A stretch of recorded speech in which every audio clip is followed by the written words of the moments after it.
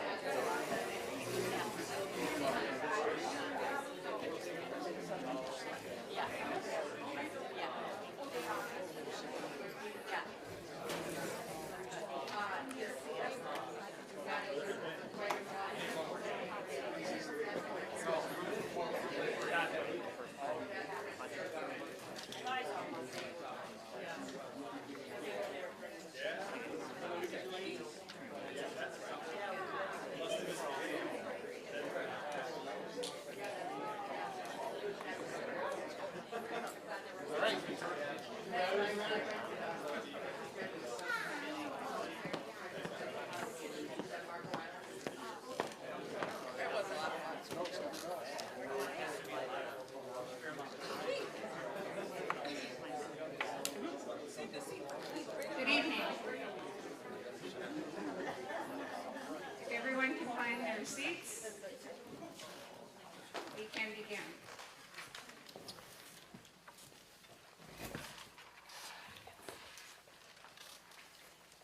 This meeting is now called to order.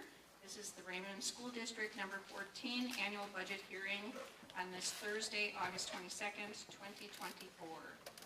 Please rise and say the Pledge of Allegiance with me.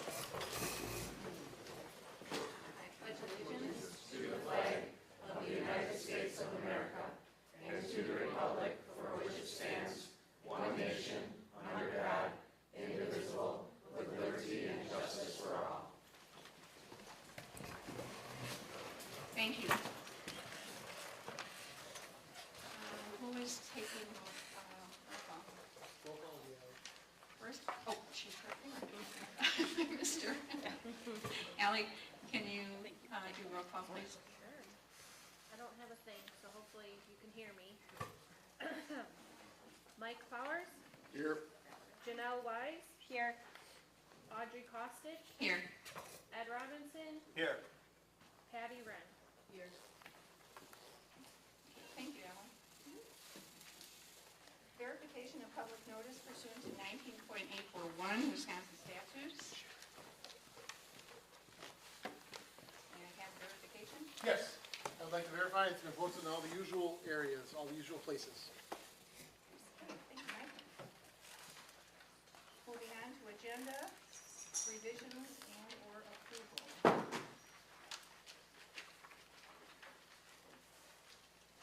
I'll make a motion to approve. Second. We have a motion and a second to approve tonight's agenda. Any discussion? All in favor? Aye. Aye. Any opposed? Motion carries. We move to appoint a secretary for the budget hearing and annual meeting. Do we have a motion? Excuse me? We can't hear. Oh, can all of a sudden, hello? It's red on this side. There you go. We changed the letters there. Thank you, sir. This happens every time. Yeah, let's try this. We need to appoint a secretary for the budget hearing and annual meeting.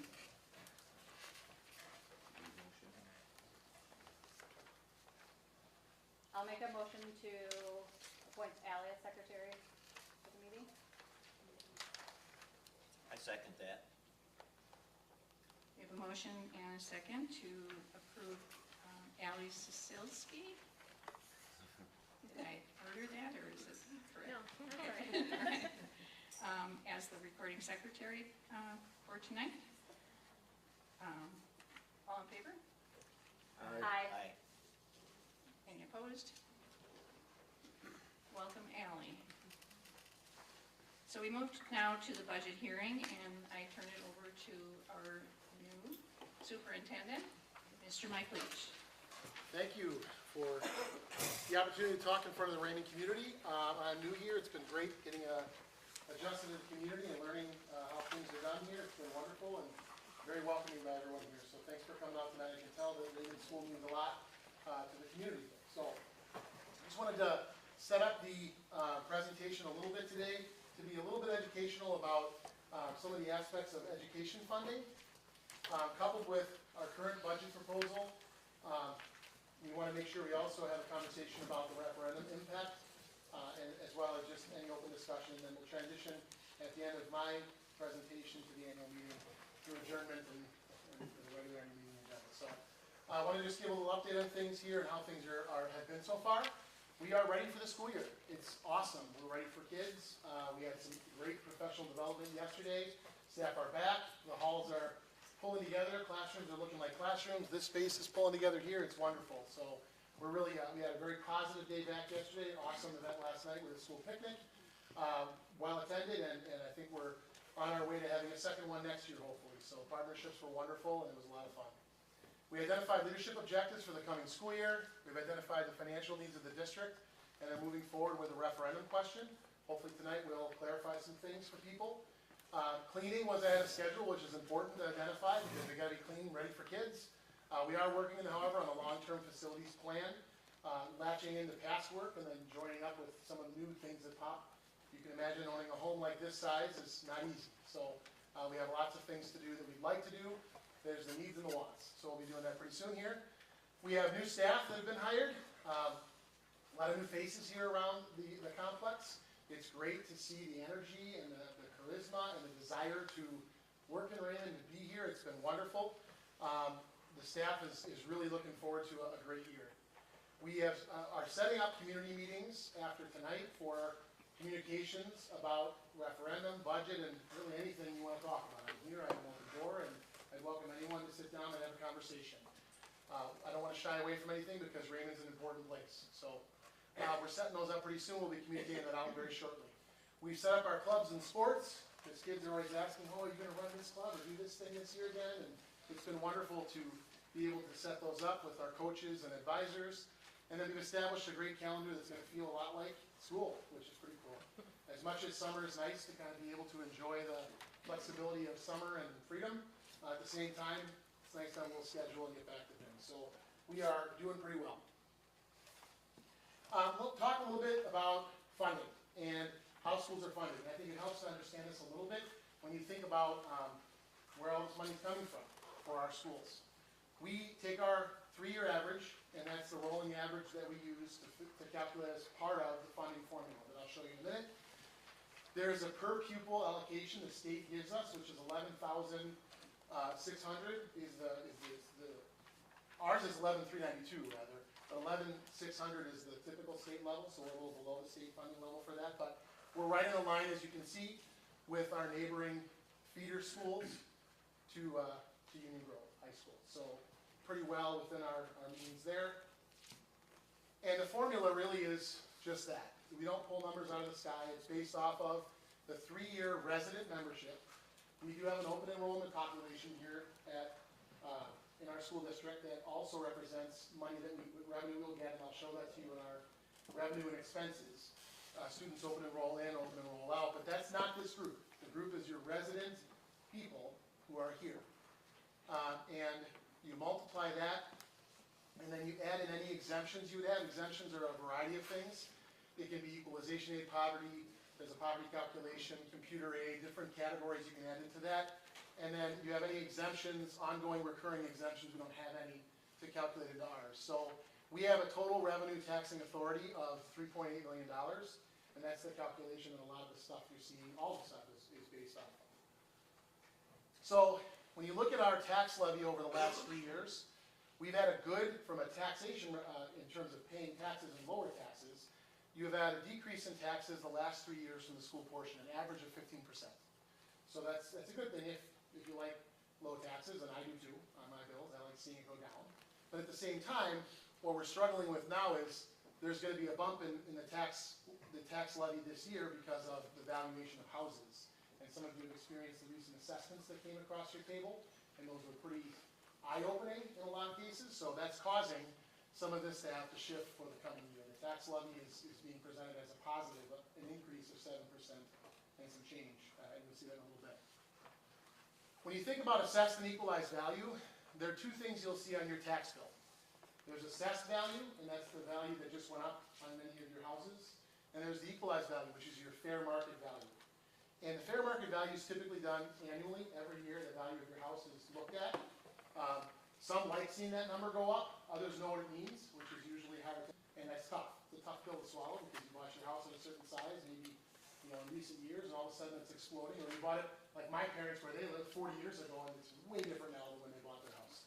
So it's a different reaction that everyone kind of gives to that. But the reality is, property values are required to fairly distribute the property tax burden. So in other words, they use these values to be able to take enough money from each citizen to cover the cost of the school or the district that you're funding in your community.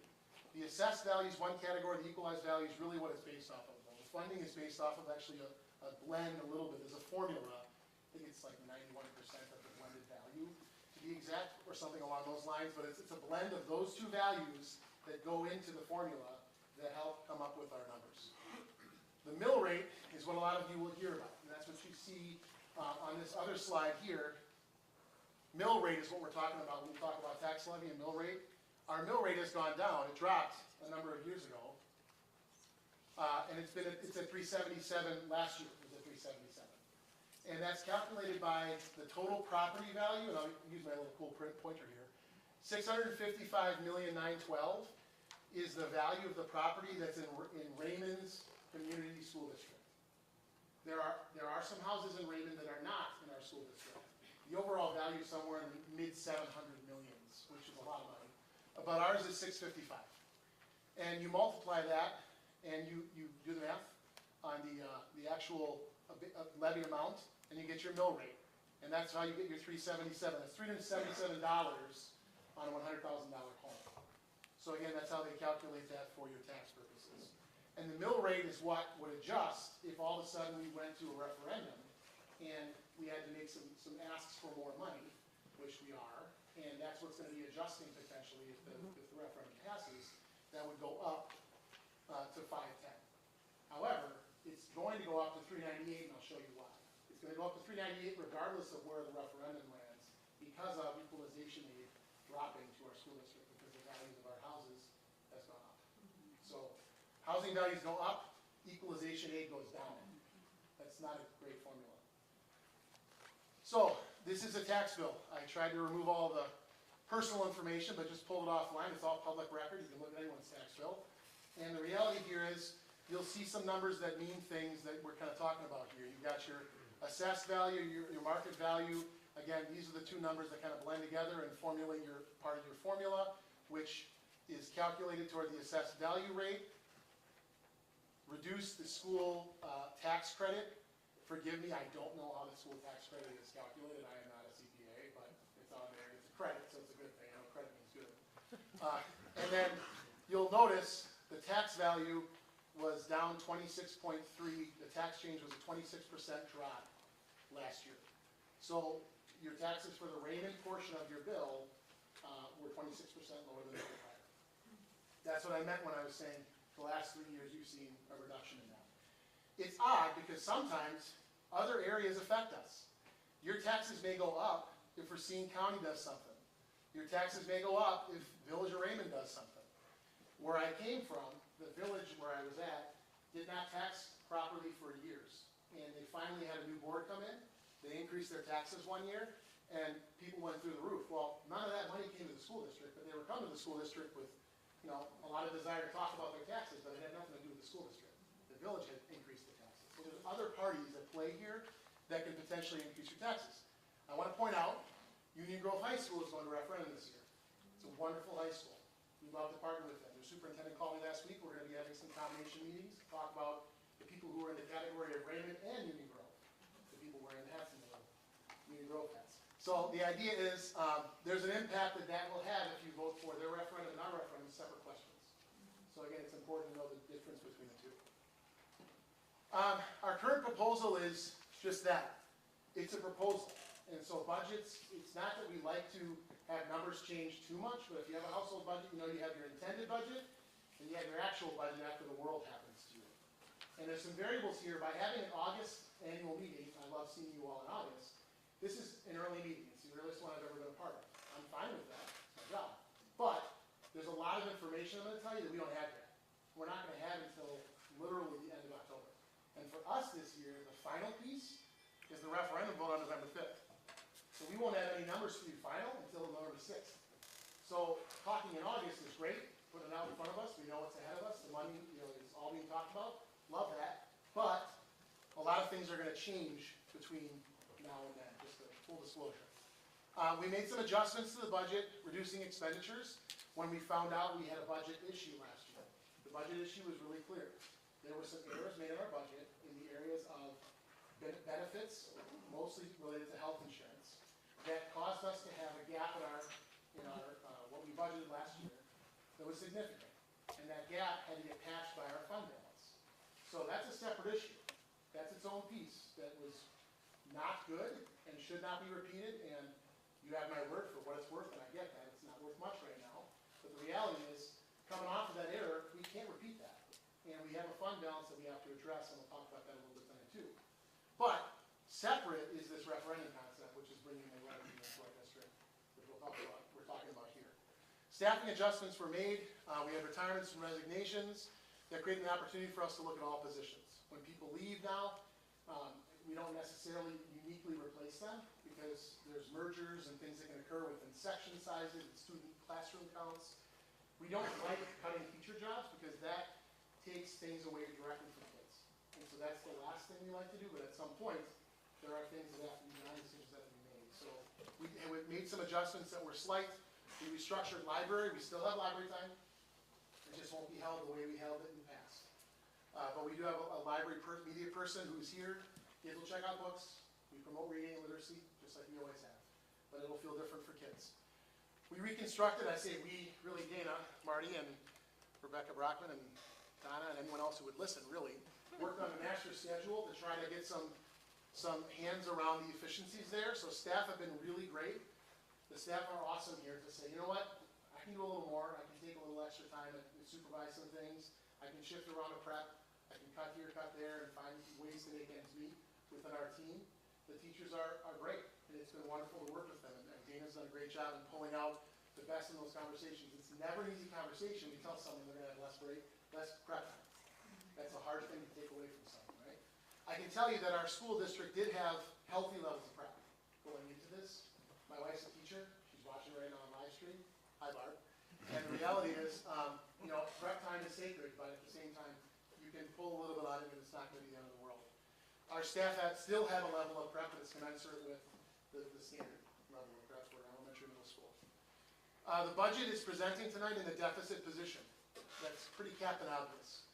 It's in a deficit position this year because we have to look at every angle, every place we can to determine what efficiencies, if any, we have, where we can cut if we need to, and of course, if we can increase the revenue, then this wouldn't be an issue at all. And so that's why we're talking tonight. Some of the assumptions I mentioned that I want to just hit on again. Our enrollment will be actualized. Kids haven't shown up yet. We think Johnny's coming back, but until Johnny is here, we can't count Johnny. So we need parents to be, registering their kids and talking, and they've been wonderful. But there's always kids that you wonder if the kid's going to show, or a family moved, or whatever happened, or someone moves in. Those numbers are up and down until we're at the third Friday count in September. When we have our third Friday count in September, and second Friday count in January, that's when we count our actual membership. And the membership was the number of resident students first, and then of course, open enrollment in is piled on that, open enrollment out is taken from that. So it's a calculation that's in progress. Enrollment would also impact things like we could budget for feeding 300 kids, and then we have 320 kids. Well, 20 kids don't eat for free, so there could be an increase in costs, supplies, technology, transportation, etc. We don't know what that's going to be just yet, but we're guessing, best guess, and that's what we're supposed to put out here in front of the public, so you all can understand a little bit about what we're dealing with. Some other variables, voucher costs. We pay out voucher money to, for example, Racina's private school, we pay voucher money to the private school. We don't know who from our school district is going to go to that private school until they show up at that private school. So I can budget $20,000, and then 4 kids, the whole 4-pack of a family can leave, and those 4 kids aren't $20,000, they're $80,000. So it's hard for us to determine voucher until we know who's in the voucher program. But that's another thing we'll know soon. Declining enrollment, we are also figuring out because we may qualify at a certain point for sparsity aid. Sparsity aid is a way to assist small schools that are spread out in rural areas. And it's calculated by, I think it's, if you're 10 students per square mile or less, you receive sparsity aid. Last year we were 10.05. So like, really?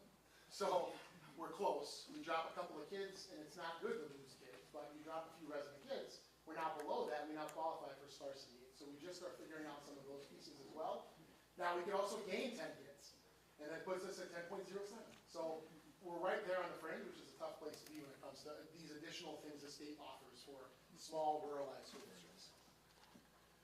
In terms of other pieces, just understand that I can't say it enough, and the people we work with for our budget, the Baird Financial Group, who's phenomenal, has said just please understand this is a work in progress. But here we go.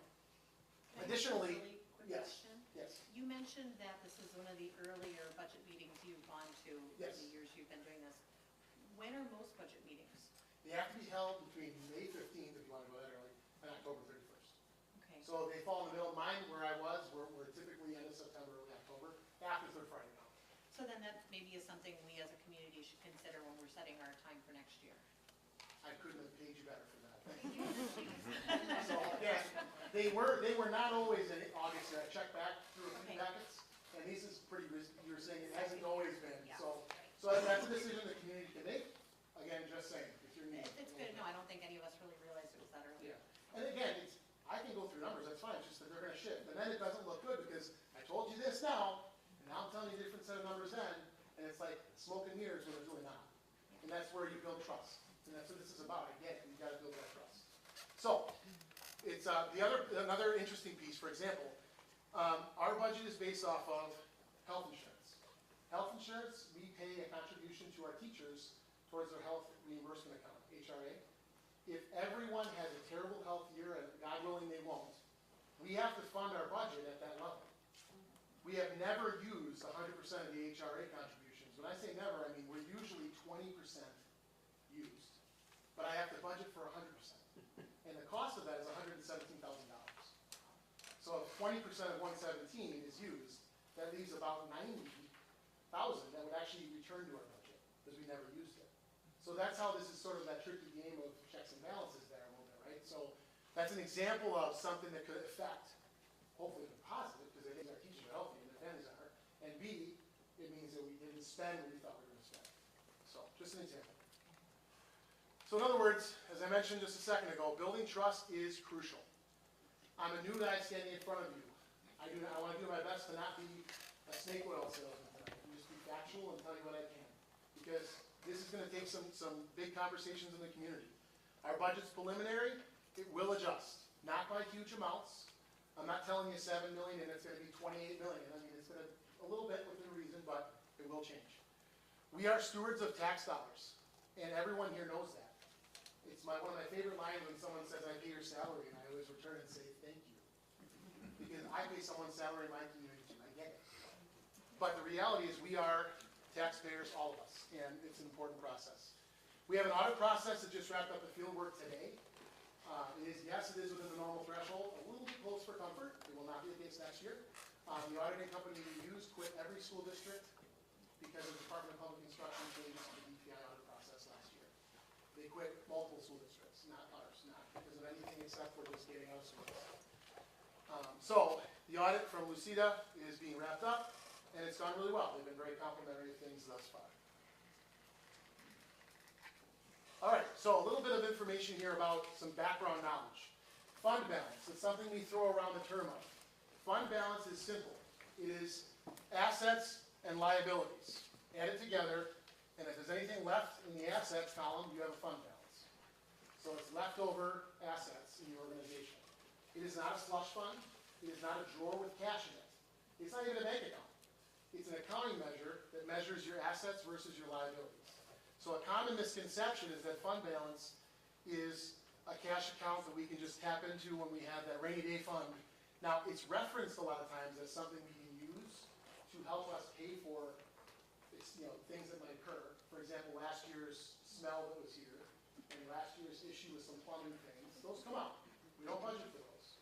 Those would come from the liabilities column. They have the liabilities add up, they take away from your assets, you lower your fund balance. So that's how fund balance works a little bit at a very, very basic level. And I apologize, I'm not an accountant nor a business manager, but I did stay at a Holiday Inn Express last night. So, that's a commercial. So, just looking at the budget now. This is an area that showed up on the posted budget that was in the paper. The budget in the paper is meant to be super simplified, super basic. I will dive in more tonight into those categories, and what's in your packet is the more detailed view. Sorry I couldn't make it bigger. It's a lot to fit on a page. Hope you brought your readers. So, the reality is, 22-23 audited, we had a $908,000 asset minus liability, so fund balance. That's how much we had kind of sitting there.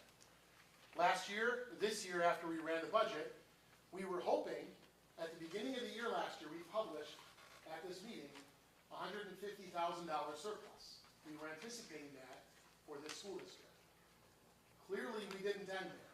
We had a $700,000 swing due to the things I mentioned before, errors, quite frankly, and I wasn't the person who did those, but at the same time, I'm dealing with it now. And that's what caused that to drop to 480 this year. Yes? In your ending fund balance, we borrowed $300,000 in June and the proceeds came in July. Where in that 480,000 is it in 2023, 24, or 2024, 25? Where are you accounting for that money? It will end up accounting in this year's budget, so we couldn't put it on last year's fund balance. So it's not, at this point, it's not in there. So that's where the money, the $300,000 state trust fund loan came through, but we haven't applied it to our situation yet. So Because we got where it. is it going to be applied?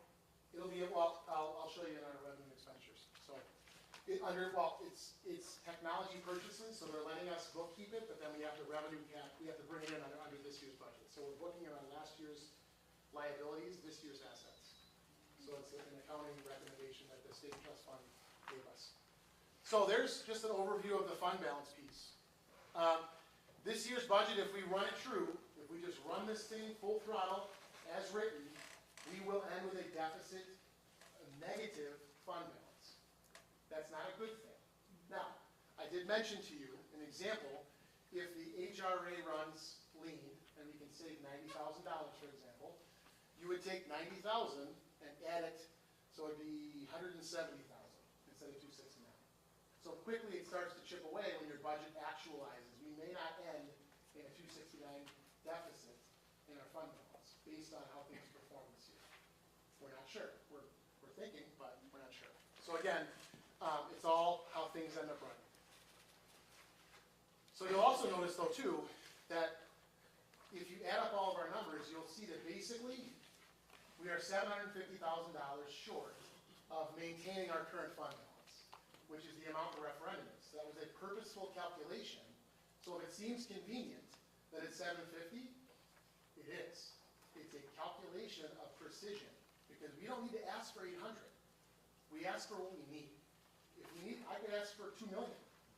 And the problem is some places are asking for more, and they're having trouble passing it. It's important we don't ask for more than we need. And you'll see in a little bit why we say 750 is that magic number for 4 years. All right. The district cannot, how can a district survive with a negative fund balance, you're probably wondering. No one asked that question. I was hoping someone would. So I just asked it for myself. We cannot really year over year survive on negative fund balance. You can't keep running your bank account into the hole. So at some point, you have to find a way to bring revenue in. So revenues gained by enrollment, increase in state aid, or referendum. That's how you get more money into this thing.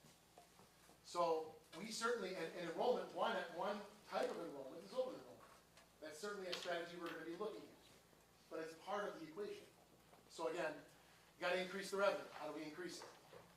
The quickest way is with referendum. If enrollment does not increase through resident students, we can add open enrollment students, as I just mentioned.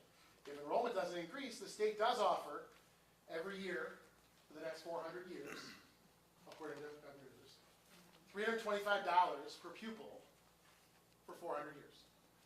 I don't know if that's actually the number we stick with, but for right now, they're giving us $325 this year. And you'll see that in the budget when you see the year-over-year increases.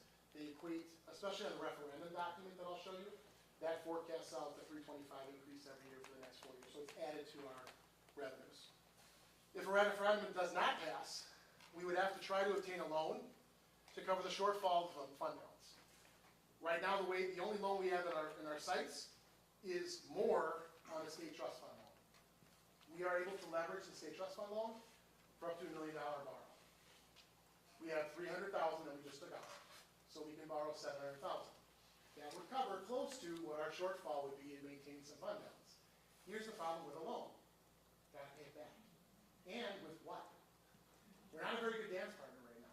And so for us to call a bank and try to bank with someone is a joke. I mean, they're going to look at your books and say, this isn't going to end well for us. So the state trust fund is willing to be a dance partner. And we are not alone. There are 10 school districts in the state of Wisconsin right now that have negative fund balance today. There are 100 schools, over 100, going to referendum in November. Record. By 40. A record. So please understand, this is not unique to Raymond. It's a school funding thing. Now, we made our own problems by having some things internally here with some of our things, the things that actually didn't help us. But we're here because this is the way things are funded. All right. Looking at our budget in more detail. So I want to dive in a little deeper. And this is where your packet goes into like a much smaller spreadsheet. But this is the posted in the paper budget. When you look deeper at it, we're going to specifically look at these two numbers. I just picked a few things that were big numbers. I could go line for line on this sucker. I think we'd be here all night. But the reality is we have some larger numbers that I think are worth examining and understand where they come from. So that said, payments for services. Let me just get in my notes here. Fine.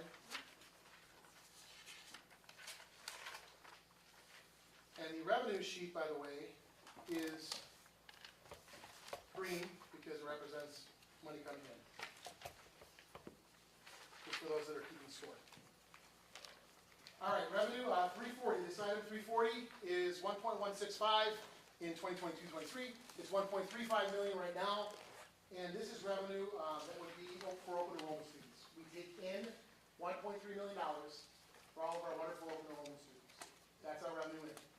So if you wonder where that's kept, that's where it is. When you look at this one, this next sheet looks at additional revenues that have changed. You'll notice this revenue has changed. Right here, going from $657,000 to $57,000, that's not good.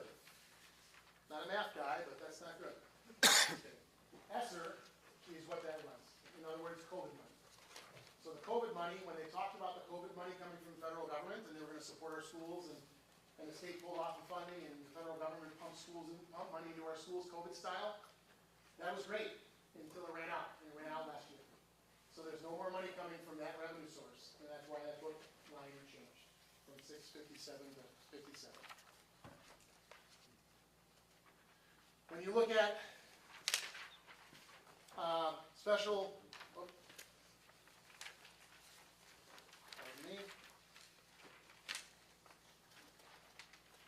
this is more specific, sorry.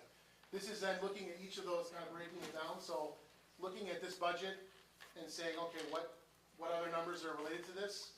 ESSER and grants, other grants rolled off, and then the state trust fund one-time income right now is book kept in last year's books. That will be moving effective yesterday, because they want us to bookkeep it this year.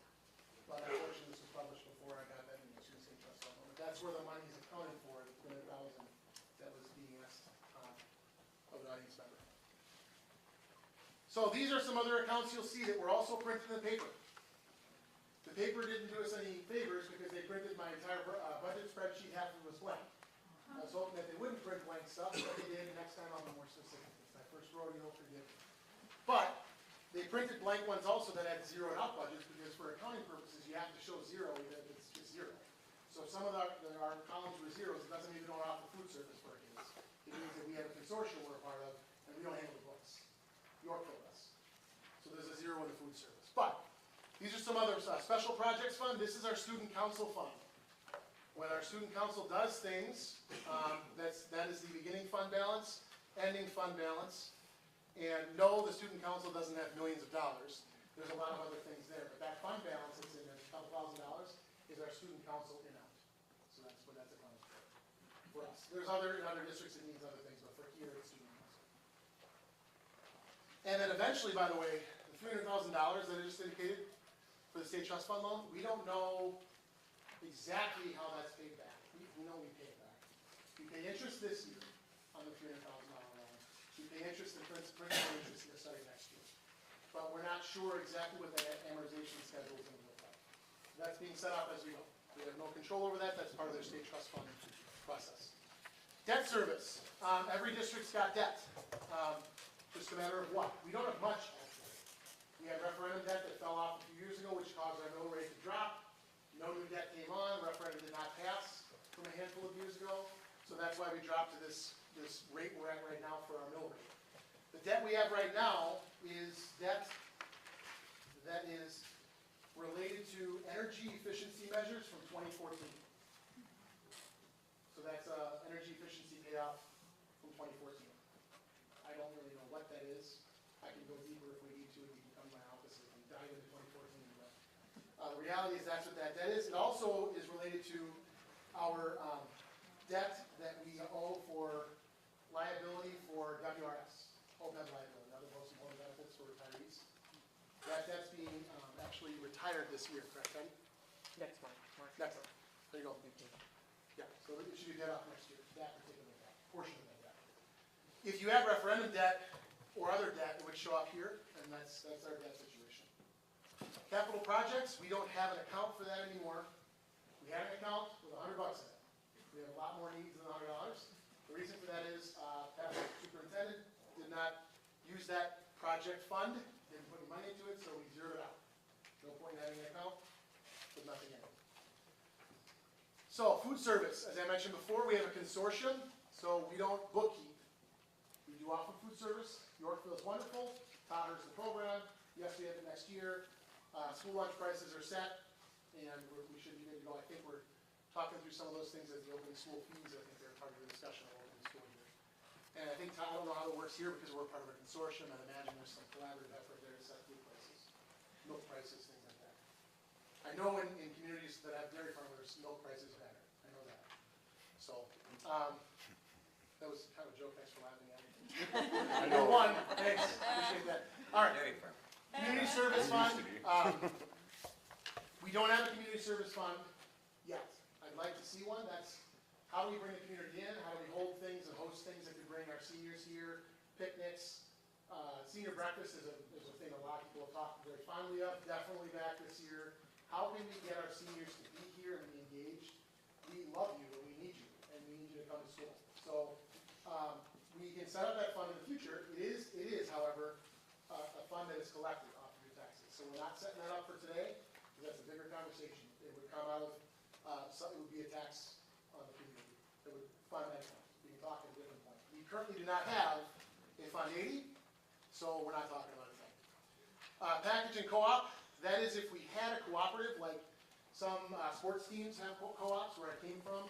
Random Lake and Ozaki are now co-oping for a lot of things across their schools. That's where you would build those out. We don't have any co-ops that are unique like that. But we also do have some co-ops. They're just not paid out of our co-op. They're paid out of Fund 10. So there's nothing held in the co-op account. That's why it's zeroed out. And I'll show you that on the expenses side as well. Those slides are young. Look at that. Transition, yellow. So on to our expenses. Any questions about revenues before we go on to expenses? I know I'm boring you all to death, you all. So, on to expenses. There are three main ways that we use the money. Instruction support services and non-program transactions. This is where the arrows get fun. So what are these numbers? Well, curriculum. The current year, next year's budget, so 1.9 is the year we're coming from. The year we're going into is 1.56. That's a difference. That is where our teacher salaries are held. That is where our teacher costs for materials, curriculum is held. That does not mean we got rid of books and curriculum. We found efficiencies. We have a curriculum director who very specifically talked to teachers and said, hey, we should really be doing the same thing in teacher A's room as teacher B's room, and we don't need to buy two sets of curriculum that are different. Let's combine, let's efficiency map, let's get some stuff together so we're on the same page. The goal, crazy concept, is that we try to align our practices. We also align some of our subscriptions. Some of our technology subscriptions are pricey. And so rather than having everyone with different technology subscriptions, we just efficiency mapped it out, cut some of the costs there. This does include, though, when we had a reduction in library. That's part of that. So I mean, it is some personnel, but it's also some materials. But please don't think for 1 second it's going to compromise the integrity of your child's experience in the classroom. The other piece is, people wonder, hey, legal, admin fees, where's all that coming from? Well, you'll see the current year, 474. You'll see the forward year, 333. Those are not, we did not have $474,000 in legal fees. We did not. However, we did have an increase in legal fees that was the most we've ever seen in our school district's history last year. And that can't happen again. There's reasons for it, but the reality is that it's not my goal. I didn't take this job so that I could, no offense, but take this job so that I could, have that just be the bane of our existence. The reality is we got to work together and figure out some things. Neola policy is in that as well. So we have policy work that's done. Neola's contracts out of that. WASBO, WASDA, WASPA, they're all professional organizations. I wasn't just coughing. They're all organizations we belong to that support people in their roles. WASBO is the Business Office Alliance. WASDA is mine, District Administrators. WASBA is the boards. We belong to those because those are how you get information across boards and across organizations. So it's a collaborative organization that exists. That's what also pays out that. Funds 21, 23, and 29. We only have a Fund 21. So this is only Fund 21's performance. Let me just flip through all my sheets here. We're almost done, I promise. We only have Fund 21, and that Fund 21 actually is the breakdown of our student council that I was showing you before. Student council is in the revenues because we bring in money. Student council is on the expenditures. We also put out money. Okay? That's where that comes from. If you're also following along in your book, I'm just going right down the whole budget down the line, and your eyes are saying it. So, Fund 27 is special ed. Everybody's favorite. Here we go. The reality is, specialized services for kids are not cheap. And so we have specialized services that are covered by the 680, that was 703, and now it's 660. Staff training is in the line that's got the 146 and the 160. So it also covers paraprofessionals, teaching staff. Their salaries are in that cost. That's why those are large numbers. Our teachers are paid from a separate account for special ed than they are for regular ed. Different pot of money. Fund 27, however, cannot be left with a balance at the end of the year. So you'll see transfers that occur, and it's not because we're moving money for laundering purposes. We are moving money for zeroing an account. We have to zero the Fund 27 every year so that because we legally can't have money in an account. So we have a move that occurs. You'll see the transaction in some of our pay registers as you go through. So you'll notice in this one, for example, there's a debt service payment, inter-fund transfer right there. Boom. This one right here. That one you're going to want to watch, right? That one's going to show up. It'll show up in our revenues on the very first page because it's an expense, but it's a revenue. We're paying ourselves, so it sounds a little fishy, but it's the way you have to do it. Okay? Debt service. This is, again, Fund 38 and Fund 39 debt. Fund 38 debt is non-referendum funded debt. So if we have a loan, that's where it would be. The state trust fund loan is not in there yet.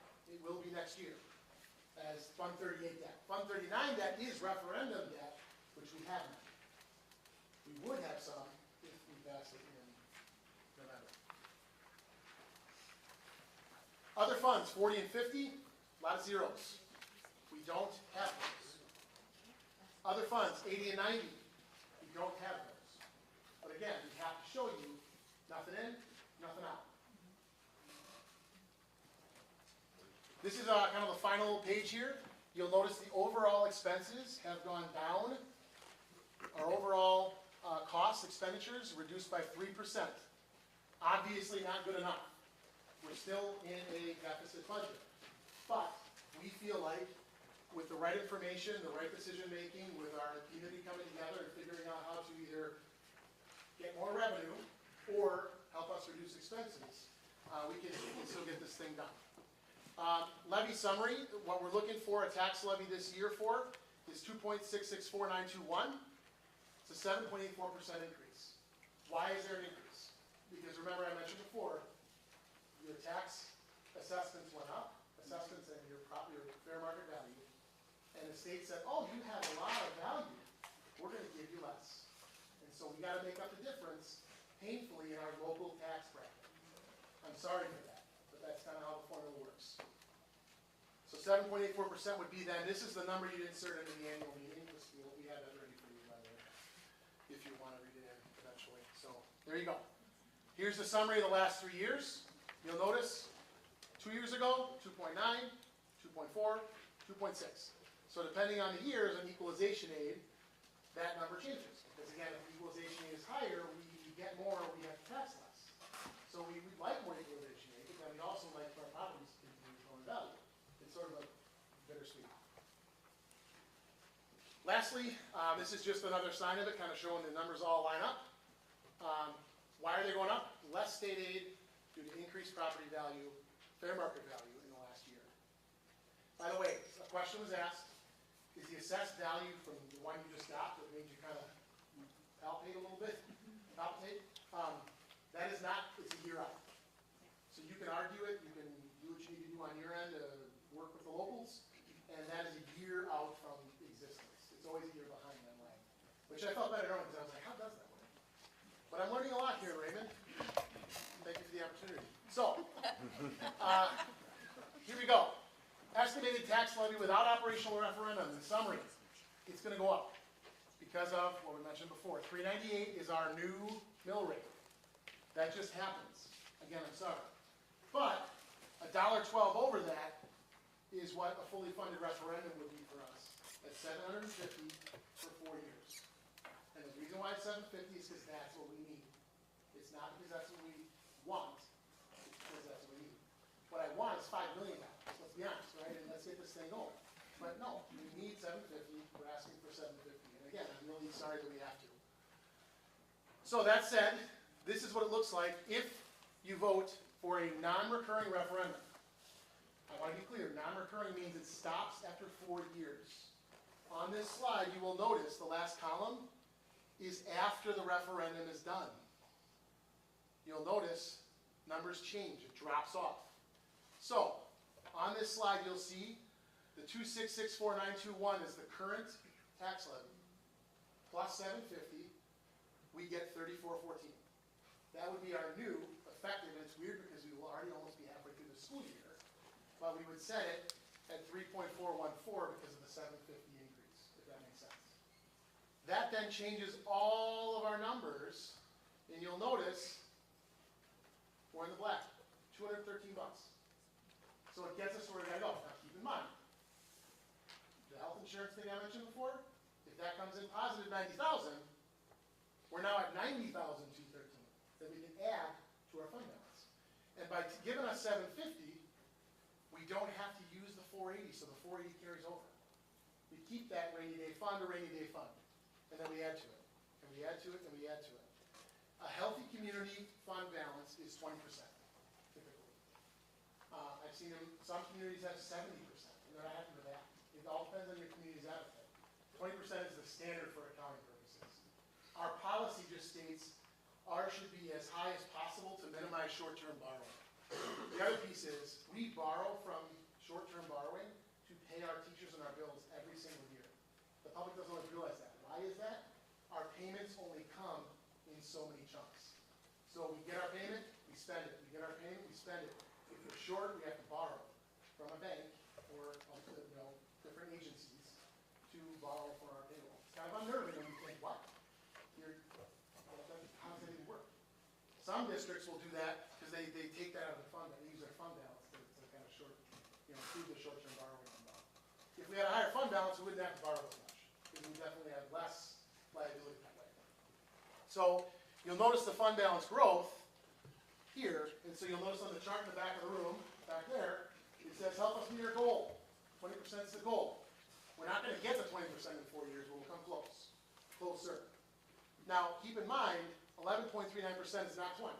But every year we run this thing, if we run a year with a little here, a little there, and we economize, and we pull those purse strings with the 750, we can actually really stabilize a lot of things for the long term. And then we can really truly assess, where we're at as an organization in 4 years.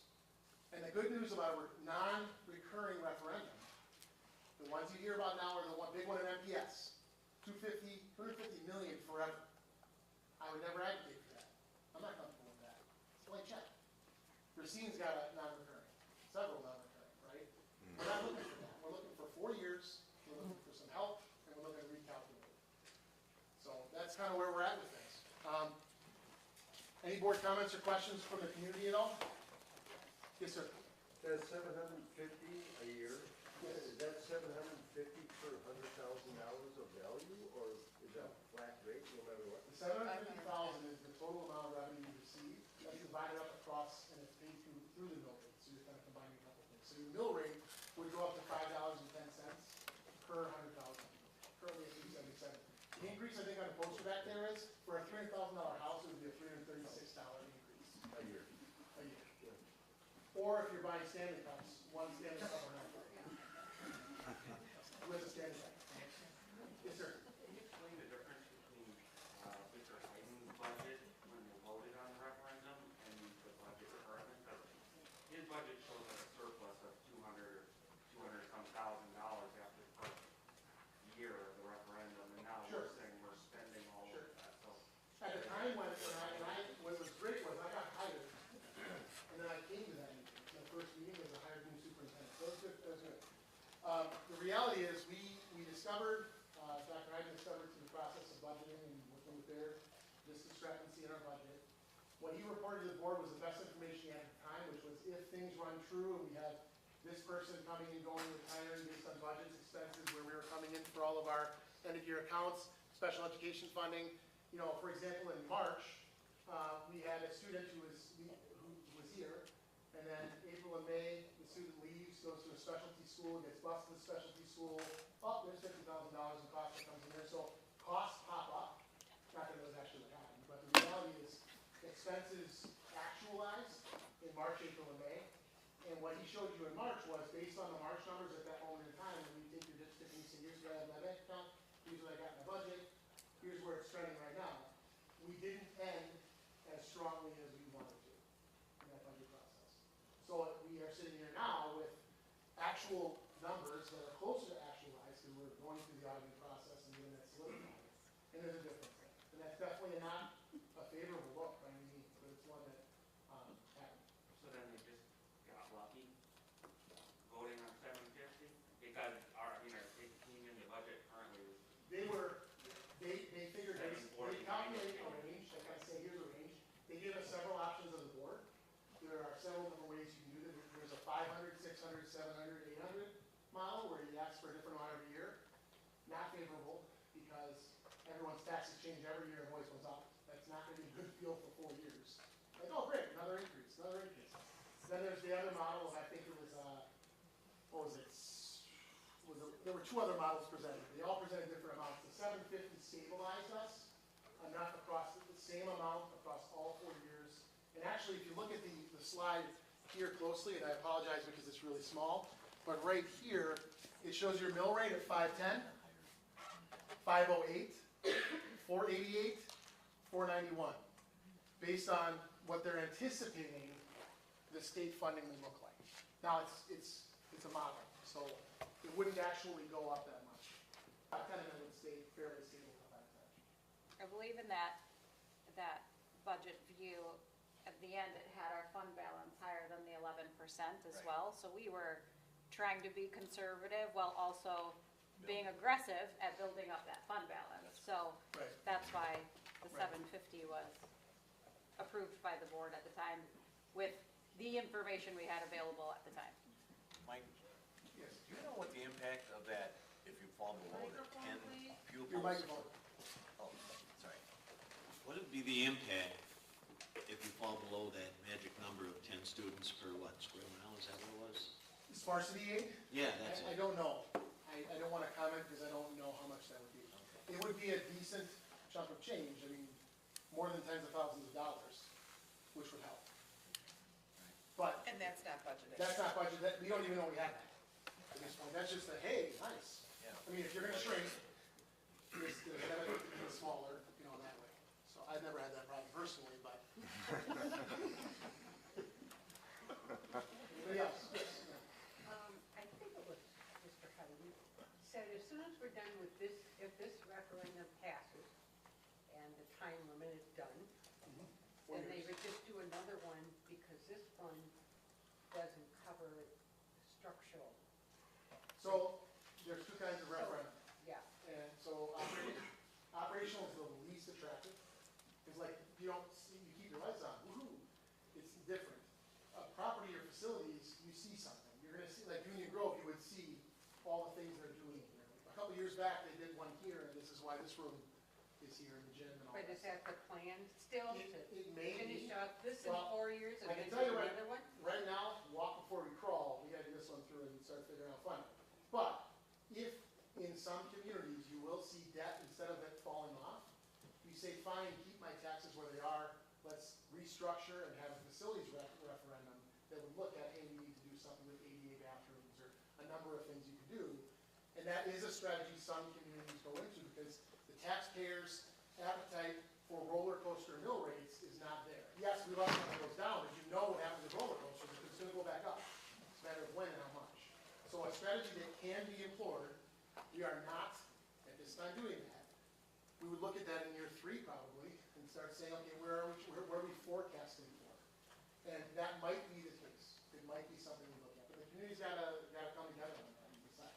And Mike, that's, Really loud. Good. Yours works. You better. so okay. So that's really quiet. Go ahead. Yeah, that capital referendum and the determination of whether the district would have one or not is dependent on what you called out earlier with the facilities committee going through the long-term facilities plan. So until Yes. that exercise is completed, Yes. we don't know Right. what the state of that will be, where, Right. if there will be one, if there is a recommendation. Yep. We know we had one that failed 2 years ago. But we're reviewing, or the facilities committee at least is kicking off that process to review the new kind of approach there and make a recommendation or not. Yeah. And if you like really boring conversations about building, if you like to learn about things and you know about structures and building, come to our facilities meeting. These aren't secret meetings. Come to them. Ed's on the team, Mike's on the team, I'll be there, Bob will be there. That's the starting point. If we want to talk about what it's going to take to put something here special, then let's start now and not make it a secret. In 3 years, we're trying to slip in and roll up this new referendum concept. The other thing, though, is when you do a capital referendum, that is a bond issue and a 20-year stretch. So the 34 million, I think, and don't quote me because it might be wrong, but 34 million, I think, for Union Grove is 54 cents on your mill rate. So not much because you're spreading it over 20 years. Ours, sorry, is $1.12 to keep the lights on. And so it's different. But the reality is that may be something we look at. Well, it was just brought up that it For was sure. something that was gonna happen. We're gonna do this first, then we're gonna do that, There is definitely not an if then right now. It's if. till it's changed. It has to change. We've got to walk before we can crawl. We've got to get ourselves out of this spot for 4 years and build trust and use that trust to leverage ourselves and involve people in this room. Like, where do you want Raymond? We're doing a strategic plan at the end of this year. Please come to that meeting. Because that's looking at our future. What does 3 years look like, 5 years look like? This room of people can be together in May and envision what Raymond looks like in 5 years, 10 years, 15 years. Yes, ma'am. Last year when we sat here, Dr. Garvey said that we should be putting $300,000 away for that fund because we were having issues with the septic and the boiler. Okay, there was a study done in May of 2021, Yes. and it all said on there that all the stuff was close to end of life. Sure. Okay, nothing has been done since then. We were told that money was going to go in this fund this year for that purpose.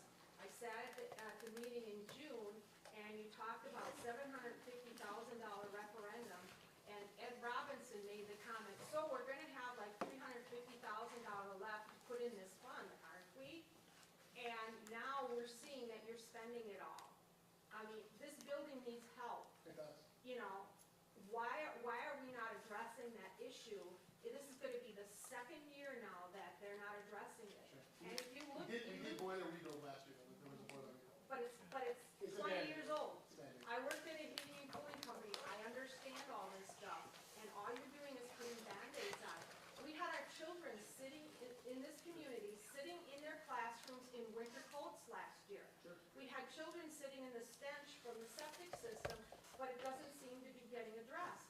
We had a meeting at the beginning of the year, and when the next meeting was supposed to come up, I asked, well, why isn't the meeting posted? And I was told, well, because we couldn't get quorum. We're gonna reschedule it. That was 5 months ago. And now we're gonna have something finally in September. The kids are starting again. Sure. You know, this Well, part of the equation is the safety of our children in this building continually keeps getting pushed. Yeah. So you're And- talking 21, 22, Yeah. 23, and now 24. You're You're bringing up ignoring that. very valid points, and I think as we move forward, I would love to see you in the expertise bringing the HVAC conversation you brought up. I was here at that last meeting. Good. I was here. And so we will have those conversations ongoing. That's the kind of thing we haven't talked about. You're absolutely right. Thankfully, we don't have the stench. We were able to smoke the pipes and get that repair made. And some of those are Band-Aids because this is multiple aging building. So you're right. We've got to do better with that. And it's something that we've got to be really clear on what those costs are. What you're trying to, So there was a survey done years ago I could be wrong, but it was about rebuilding a whole new school or adding on like the gym and all this extra stuff. And I don't think it missed out by much, like it didn't pass, by much. But that probably would have been ideal, I feel, Of course. because it's Band-Aid, after Band-Aid. Well, and now you see Everyone building costs go thinks through the like roof. this, It's- Yeah, and it's not just you or me as kids No. here. Everybody, we all feel like that. You're It's right. Band-Aid after Band-Aid. It's a whole. And this is, I want to restore this as community hub for Raymond. I get a vibe, why? I drive up and I see Raymond, that's what I see. I see a fire station and I see Raymond. I'm not from here, so I get it, it's right here. We want this to be a place that is here, and that's the one thing I notice about, regardless of where opinions are or anything, people love Raymond, and they want Raymond here. So the way to get Raymond to stay here in the path of least resistance certainly will be a referendum, discussion, and vote. And it's not pretty, I get that. So with this whole referendum thing going on, knowing that you need more money to cover some of these other building problems, why are you not asking for $1 million a year instead of the $750? Because we feel that through efficiencies, we can continue to build the fund balance and then use some of that fund balance to pay off some of those things. So we're not actually asking for more, we're But economizing. you're not getting fund balance this year, so that's a whole nother year that we could have problems and not have the money to cover it. We And that's why really- I'm wondering why we're right. not maybe going a little further. And that's something the board could discuss, but I think that was part of our discussion, is that if we can find a way to scratch and scrape and have, like I said before, the insurance, or sorry, I beat an example, but the insurance savings, great, then there's a savings there. If it doesn't happen, then we have savings from, for example, open enrollment could be another way. Open enrollment in, open enrollment out is another way to change revenue. But the reality is, we have decisions to make every year. Open enrollment is set in January, and open enrollment will be a discussion that our board will support and move on. Yeah. I think it's important to call out, there are repairs and investments we can do. We've been putting Band-Aids on to repair things as they break. Sure. To completely buy a new boiler, to completely renovate the septic system without knowing what is going to physically change, or if there is a need for a physical change in the school, is a really short-sighted approach, which is why we need to finish the work to complete the long-term facilities plan. We thought we were going to make more progress. We had meetings set up and scheduled at the beginning of last year to make progress on that. So it's not out of lack of desire.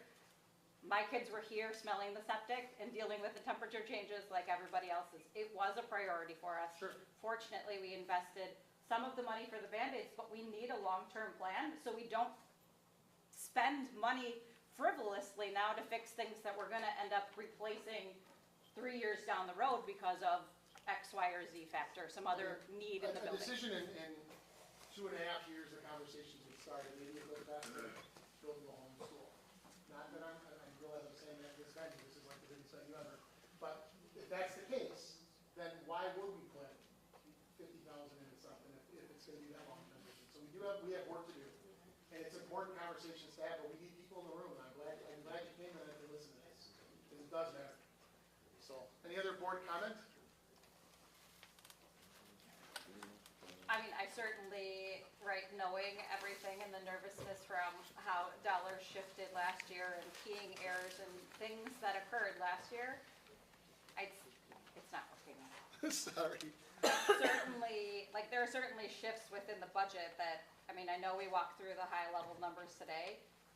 What would be super helpful, I think, in the future as we look at this packet is seeing the variance to last year and maybe just getting a more detailed walkthrough the line items here. Sure. I know I was trying to do the math in my spare time to run through some of that. And some of them we covered, like why would we see a big shift, but there are other things, right, where you see this one you might have covered, like a $200,000 shift in a particular budget. Like, they're not Sure. small line items. Sure, Or let me we grab see, I think you talked about already the DPI shift from 588 to 10,000. Like, I think that was the state funds for ESSER. So Yes. anyways, it was just a little, like, going through the high-level summary, super helpful, but also like looking at some of the line items. I Sure. don't know if there is a view of the state budget that has anything, when you see a significant shift or variance, like what's the commentary next to it? It kind of makes it hard to understand. Yeah. Just so I could go through some of them that are some of the larger dollar values again. Patty has her woofer manual here, Yeah. so she can help you with what that means in terms Yeah. of the counts. There are several thousand account codes, so forgive me, I didn't memorize them. But we can certainly go, if you want to go through a couple that are sticking out in your mind. Yeah. So I think. Patty, arm yourself. and Yeah, then- sorry, but this is not meant to put you guys, but I mean, like, we get the packet just maybe minutes before everybody else gets the packet, and so, going through this exercise, I mean, this is the forum to do so, right? Yes. So, and some of these are kind of strange to look at when you look at kind of the 2023 view compared to 2024 compared to 2025. So, I don't know how detailed everybody wants me to get here. I'm trying to think of a dollar value threshold. I think, so we talked about 340, payments for services. That's a $200,000 swing from last year. Can you just remind me what that was? 340, I got my notes. 340 is open enrollment in. That's revenue, correct, you're looking at? This is, General fund revenue? yeah. Yep. That is, the increase would be the increase in open enrollment.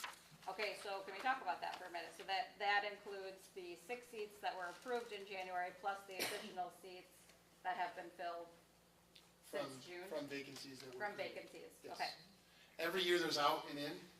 Some students come, some students leave, and we have the ability to fill the seats. We did approve 6 additional seats, but you have the ability to approve the vacated seats as well.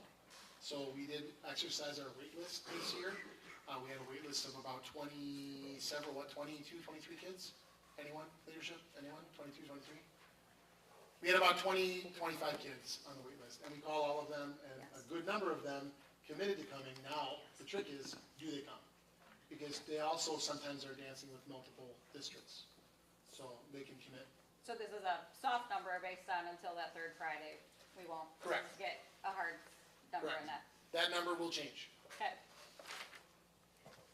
hopefully up. Yep. You talked about the, DPI 730 special grant, I believe that was the, That's the ESSER, ESSER. and grants that were out the there. rural schools grant as well, there's a rural schools grant. that Yep. Okay, so there's still 10,000 in there, or is that some other just grant? That's an that additional floating grant out that's there? still existing. Okay, Yes.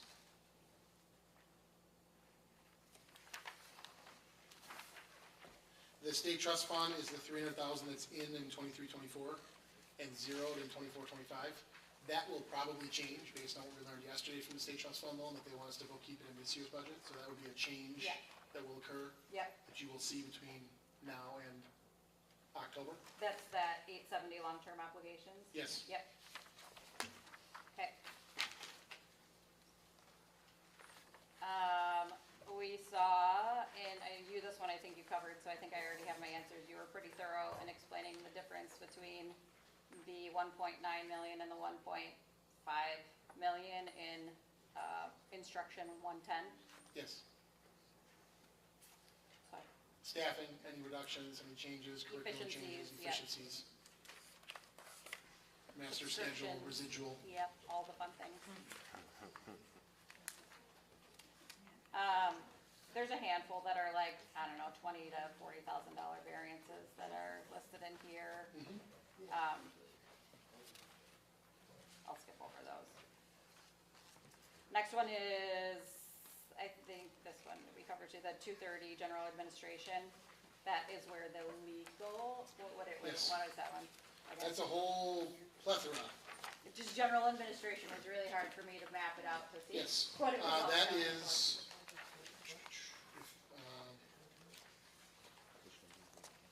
230. pardon me. You're under revenues. Yep.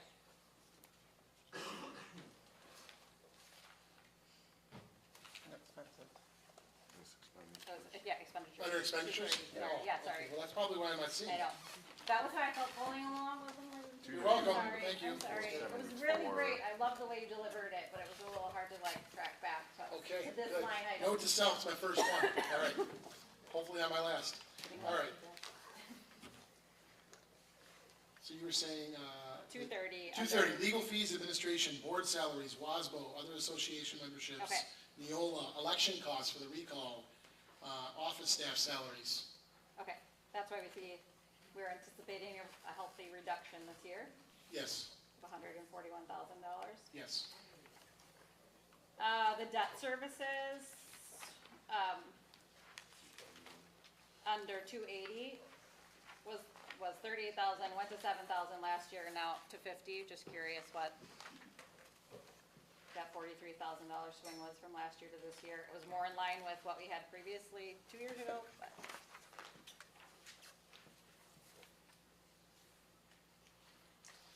Debt Right. service will be from 33. Yes, 280 in expenditures? 280 in expenditures. Yeah, yes. sorry, do you have?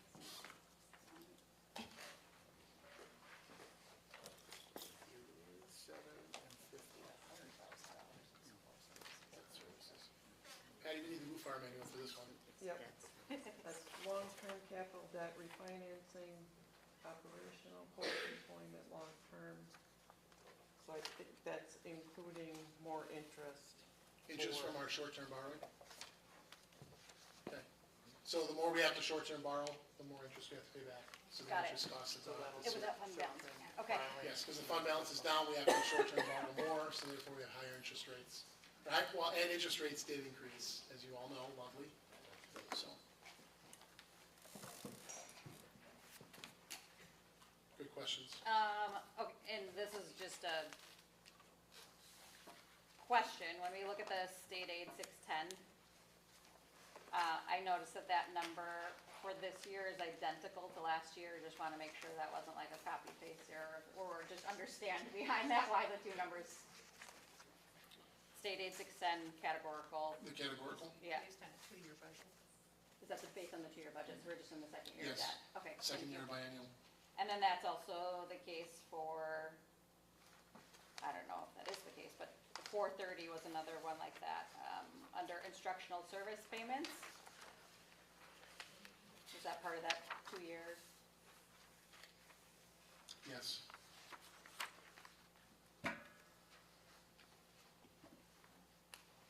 Okay. All right. I think those are the bigger variances that I identified, that I just was Okay. looking for some clarity on. Sure, thank you. Anybody else have questions from the audience? Yes, ma'am. Going back to the open enrollment, so, I remember the meeting months ago where there were 6 spots that were, voted on. January, yes. Am I missing something? Did we already vote on adding more spots, or are we still deciding? We're not adding spots, we're filling spots that have been vacated. We added 6 spots. So there were 6 students who received additional, we have 6 more kids than we did to our total last year. But some open enrollment students have left, and it creates vacancies that still have within our cap space. So we are filling those with waitlisted families. And so it's really not a net increase. The net increase, the most increase we would experience is 6 up from our total number last year, because that's what they approved. Yes, Dana. Our enrollment went down. So Yes. because the enrollment went down, those are the kids we lost, we were able to fill back in. Well, we don't have to vote on No, that? That's what I was just gonna ask for, could you On that, clarify because this? I would think any open enrollment spots would require. The board just sets the total number, because it's a space allocation. So we say we want to keep classes at 20 and 25, for example, for elementary and middle, just for rough numbers. And so the board says, oh, we have enough to put 6 additional seats. That's what's voted on in January. If 20 kids leave, that's 20 additional spots that we can fill. It's not adding to our total, though. It's just replenishing students who have left. And that doesn't take a vote. That's just part of our enrollment process. That's why we have a wait list that we exercise when people open enroll. And thankfully, we have traditionally many more kids that want to come in here that are leaving. But that number last year did increase the amount of students out. Yeah, and we checked DPI, and we checked our board policies to make sure that we were doing it exactly the right way. Yes, And you are not permitted to revote. That vote happens in January. correct. with regard to The phase board one. cannot increase that 6 until next January. And the board would have to examine the cost-benefit analysis of increasing by a different number. Based on enrollments, because again, we don't want to have giant class sizes because we just keep packing more kids in. But if we want to set a threshold that makes sense, the board can entertain that. And it's only allowed to be voted once, never amended. So if the community is concerned about open enrollment, and you set a number at 6, but then you ultimately accept 12, isn't that sort of kind of pulling the wool over the community's eyes?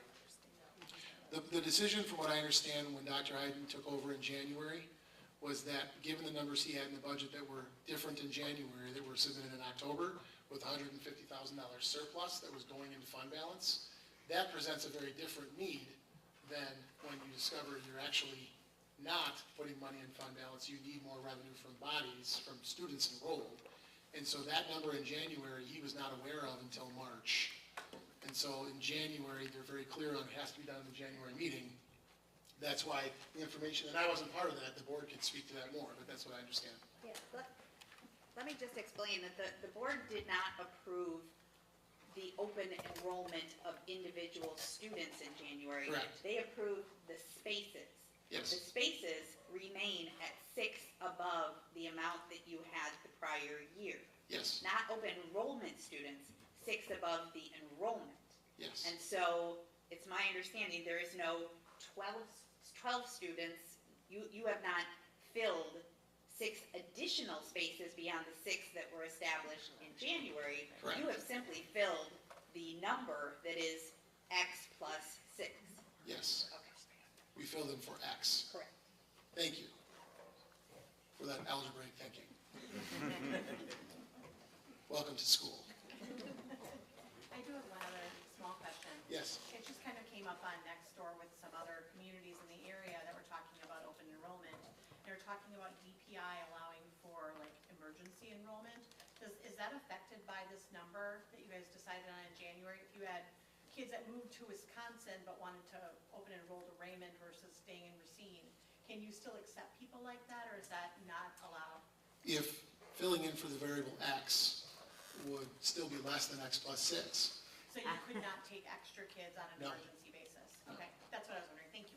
Yeah, and just for the record, there's regular open enrollment I know, and then There's alternative alternative open and enrollment. that's which what I is- was asking yeah. about. Yes. Yeah. And the alternative still process, only allows for you to take in the same number you had agreed on previously, you can't take extras? yes, correct. Okay, thank you.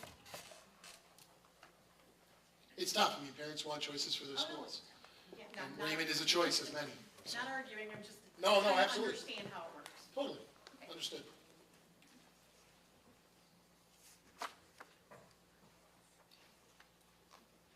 Any more questions? Go back. The Answer. longest budget hearing ever. Sorry about that. Answer budget hearing. Um, Thank you, Mike. You did a stupendous job. Well done. All right, I'm going to leave. Thank you. And on a high note. That's right. So that ends the budget meeting. Do we have a motion to adjourn? So move. Second. A motion and a second to adjourn this meeting. All in favor? Aye. This meeting is now adjourned at 8:20. We'll take just a couple-minute break if anybody needs to use the restrooms, and then we will go into the annual meeting. I have 8:21. Oh, 8:25? I think we're going to shoot for 8:25, so just take a couple minutes.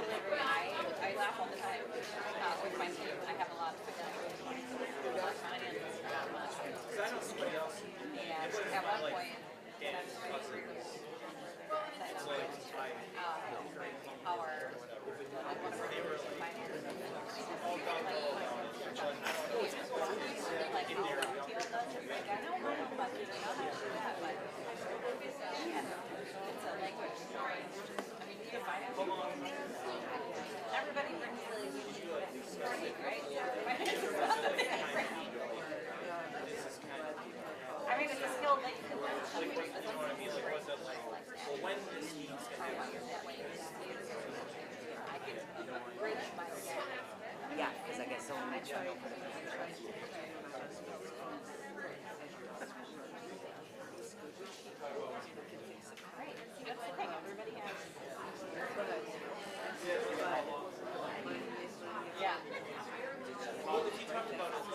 Right.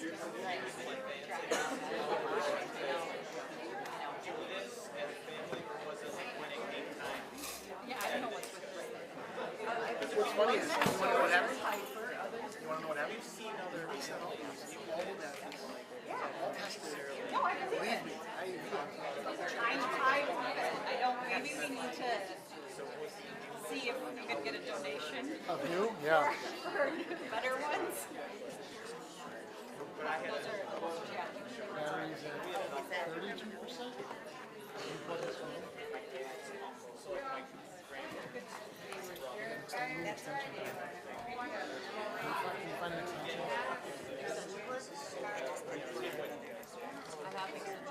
Sorry, I'm sorry for that. This is getting down to 32%.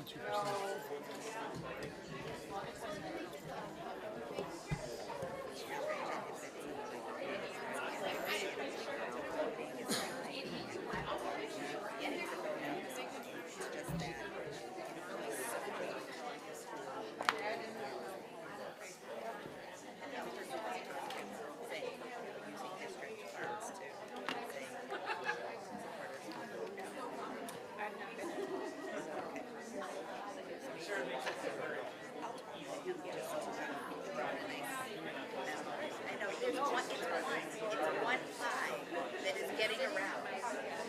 And he's annoying everyone. Who was that? Was that me? It's a water I at first thought it was like a speaker. Yeah.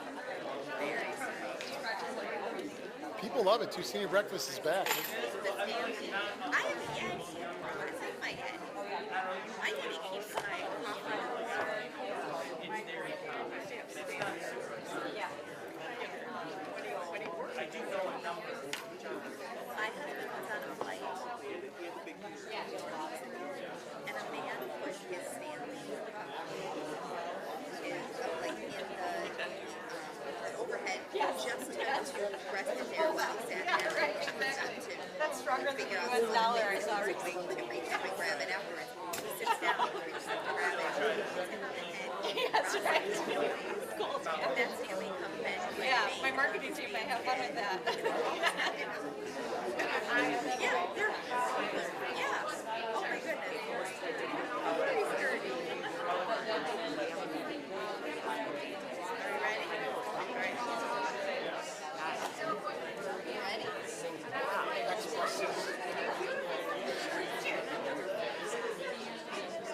You ready?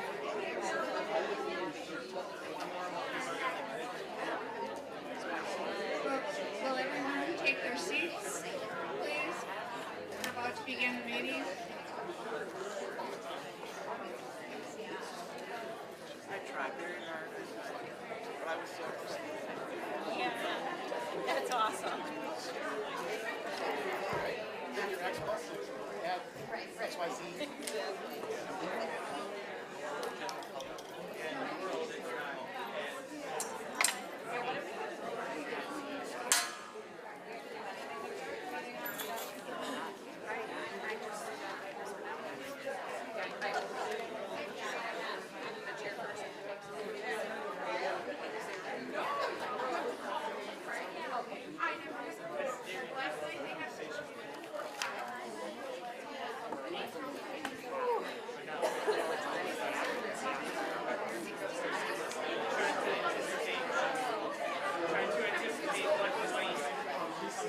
Excuse me, can everyone please take their seats? We'd like to start the annual meeting before it gets any later. Yeah.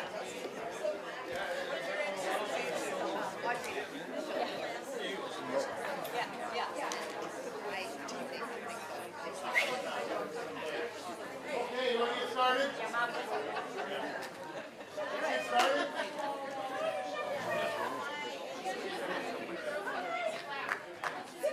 We could do our elementary clap if you'd like.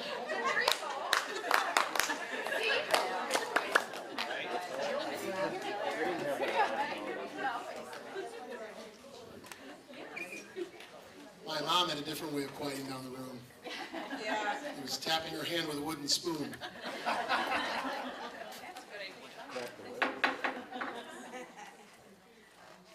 Okay, and we move on to our annual meeting of the Raymond School District number 14 on this Thursday, August 22nd, 2024. This meeting is now called to order. I want to introduce our parliamentarian for the evening, and that is our District Attorney Shayna Lewis.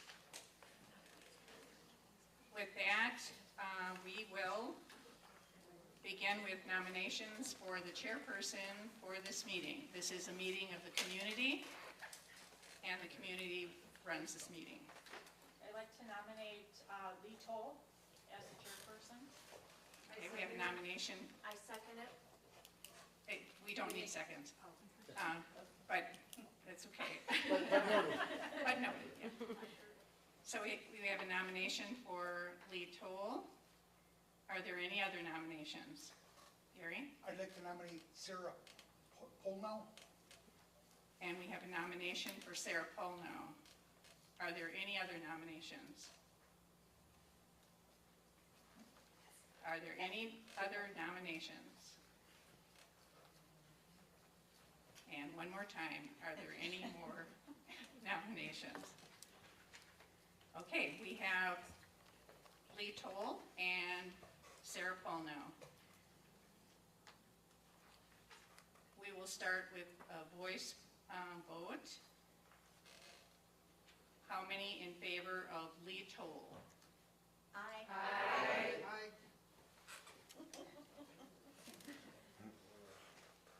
How many in favor of Sarah Polno? Aye.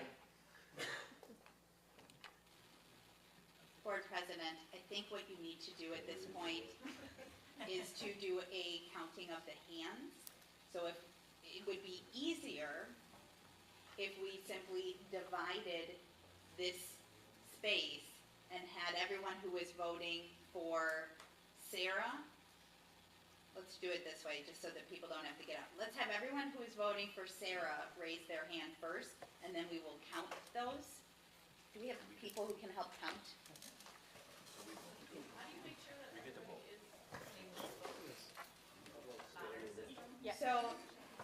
So we can go through the eligibility of electors, and in the event that you believe that someone is not an elector, you'll need to let us know, and then we will ask them if they are in fact an elector, and we will go through the process. Is there someone here that any of you believe are not electors? Okay, I saw someone was nodding their heads. Is there someone here who you believe is not an eligible elector? Do you want me to go through the eligibility requirements? You're supposed to be on our side. We had tried to divide the room into voting residents and non-voting residents, but that sort of maybe didn't happen. There were two rule followers, thank you. Okay. A resident elector is a person who is a United States citizen, who is 18 years of age or older, and who has resided within the boundaries of the school district for 28 or more consecutive days before today's date. The residence of a person is the place where the person's habitation is fixed, without any present intent to move, and to which, when absent, the person intends to return. Is there anyone in the room who is on this side of the room who is not an eligible elector? Is there anyone in the room who someone believes, has not raised their hand, but is not an eligible elector? If you wish to challenge someone, we have a process that we would use in order to address challenges. If you have no reason to believe that someone is not an elector as they are claiming to be by sitting here, then we'll move on. Any challenges? Okay, with that then, in order to elect the chairperson so that we can proceed, everyone who is voting for Sarah, please raise your hand so that our tabulators can count.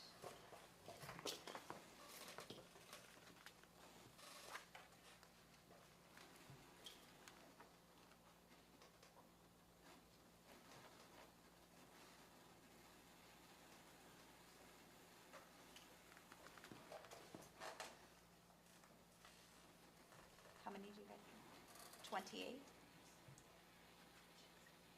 28 for Sarah. Okay, everyone who is voting for Lee raise your hand and our tabulators will count.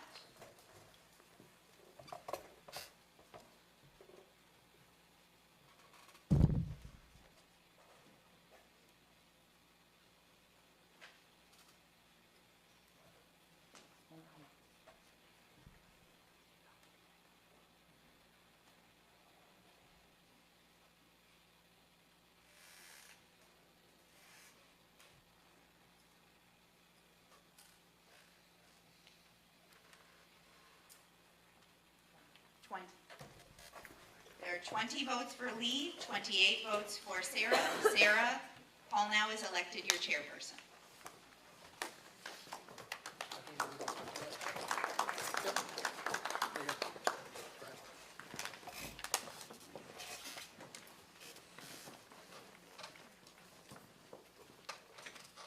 You're in charge now. Sarah, to the extent that you need any assistance from a parliamentary procedure perspective, let me know. Thank you.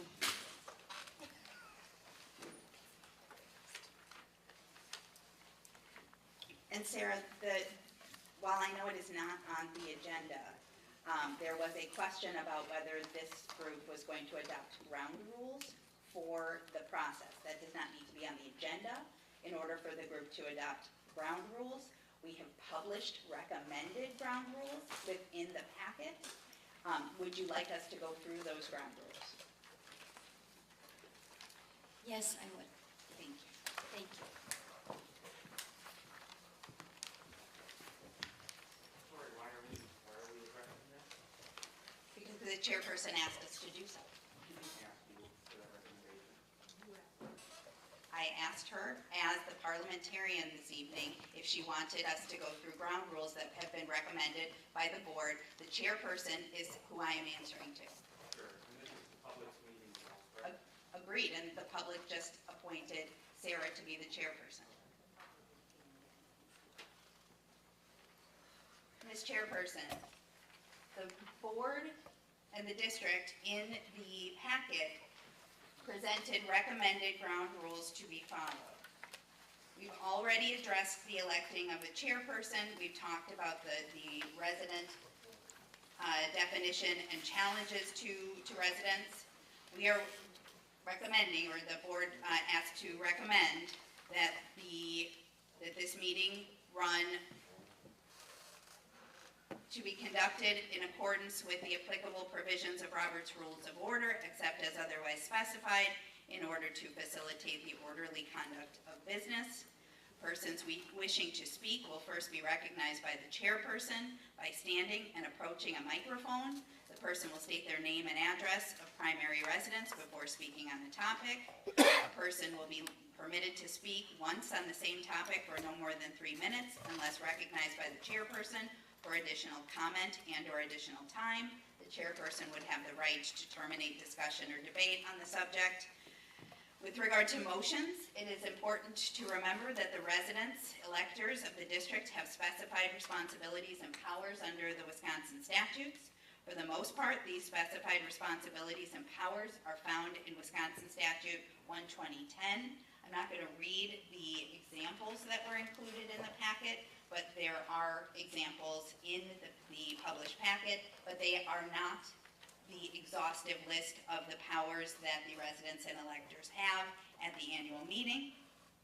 Any motion, resolution, or discussion beyond the statutory responsibilities and powers, if made, will be advisory only. The school board retains all other responsibilities and powers related to the governance of the district. All motions made shall pertain to the statutory powers of the annual meeting. Motions concerning statutory issues may be made verbally. Motions that are made under new business or not specified on the agenda must be written, signed, and presented to the chairperson before the meeting. The procedure that I just reviewed would not apply to amendments to a motion. For purposes of voting, residents and electors will vote by a show of hands in favor or against a motion or resolution. We have several of the district's administrators present to help with counting should that be necessary. If we are unable to accurately count votes in this manner with regard to a particular motion or resolution, we can divide the House or use paper ballots. We've already addressed the budget hearing. And then lastly, meeting etiquette. The chairperson may interrupt, warn, or terminate a person's continued opportunity to speak at any time if it exceeds the time allotted, addresses an improper subject, or is abusive, obscene, or otherwise inappropriate. The chairperson may direct a person to leave the meeting if the person is disorderly or otherwise fails to observe reasonable decorum. The chairperson may seek assistance from law enforcement in the removal of such a person from the meeting. The chairperson may call for a recess or adjournment to another time if the behavior of the person is disorderly or otherwise fails to observe reasonable decorum, and removal of such a person is unsuccessful in obtaining reasonable climate for the meeting to continue. Ms. Chairperson, would you like to present these ground rules for the community to uphold or reject? For the record, I would like to object. As a parliamentarian, we're here to answer questions, not offer suggestions. You've overstepped. As far as I understand, you are not following the order. I would like you to please stop talking. She has already explained the order. I would like to accept the rules as written and read for the community, please. Okay, so are you making a motion then? I would like to make a motion to accept the rules as read. I need to ask You need for to a ask motion. for the motion. Sorry. That's okay. May I please have a motion to accept the rules as read? I'll make a motion. I'll second. Thank you. And then you have to ask for the vote. All in favor, please raise your hand. Is that okay? Of accepting the rules as read. Thank you. Against? Any against?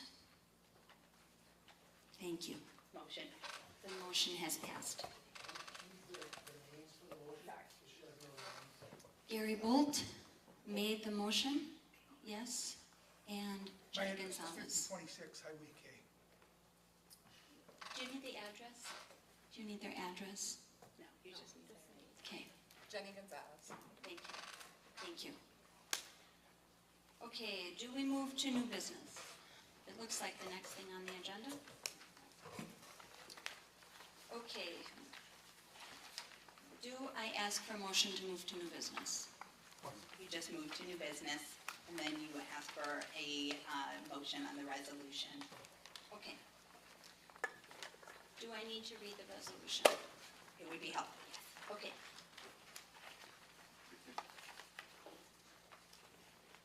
Okay, resolutions for 2024 and 25. State law requires that a number of resolutions be acted upon each year at the annual school district meeting, giving the Board of Education the necessary legal authority to operate the schools.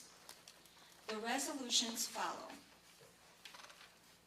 We have 4 resolutions. The first, A, is salary for members of the Board of Education.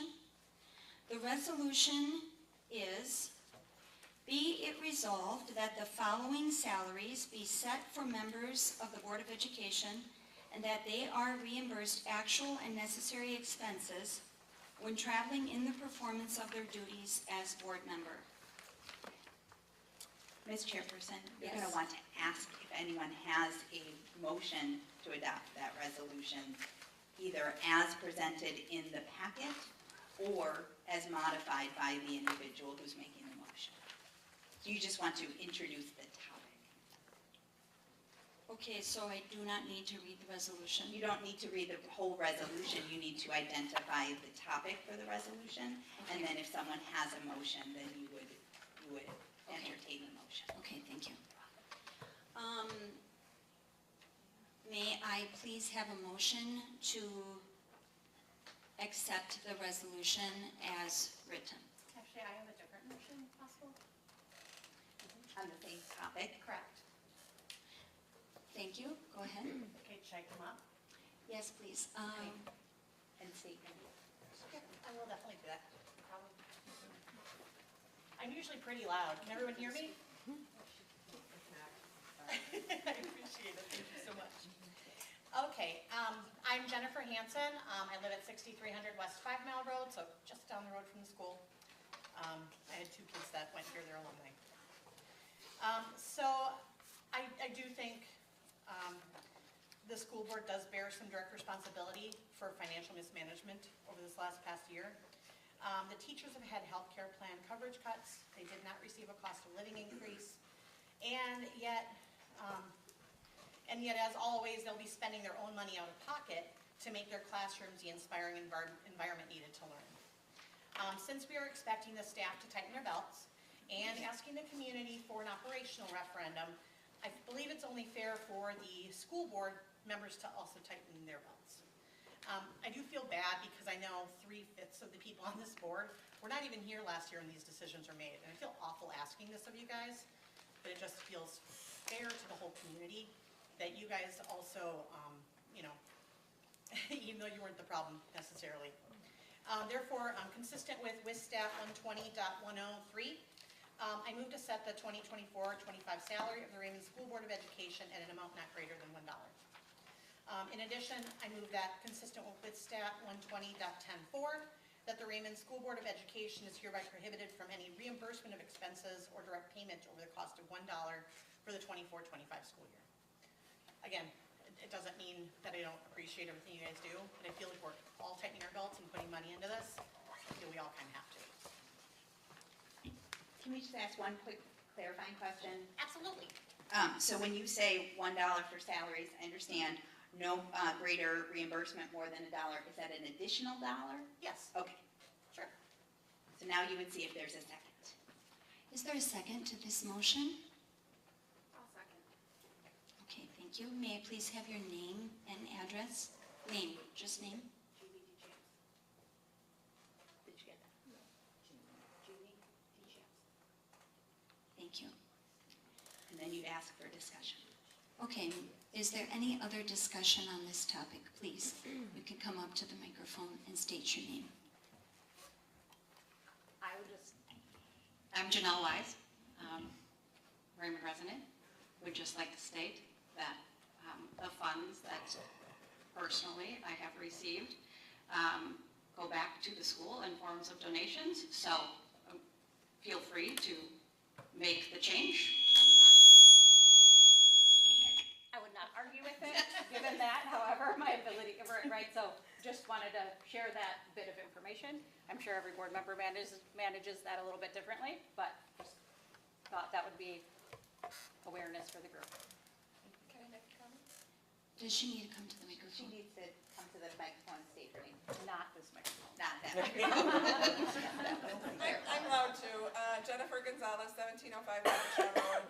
I think that they should maintain the salary that they have due to the fact that they put in extra hours, and like you said, 3 of the school board weren't even there.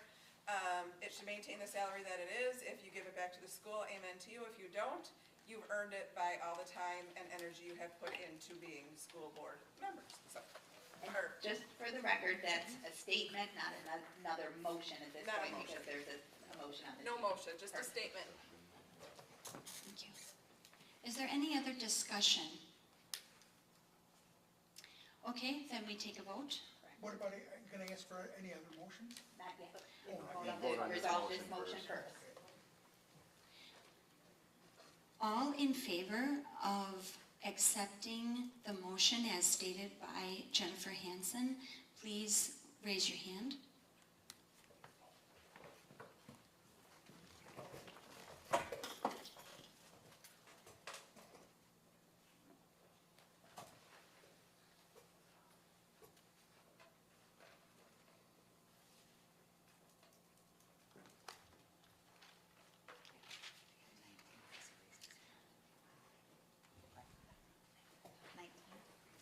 All, okay, may I lower your hands, thank you. All opposed to accepting the motion as stated by Jennifer Hansen?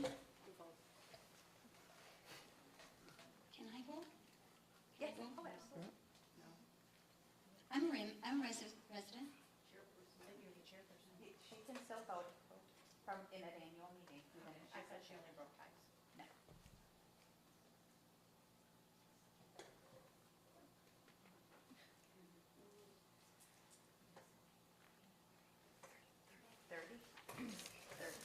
So 19 Okay, to 30. 19 voted to approve the motion and 30 voted against. So the motion fails. So the motion fails.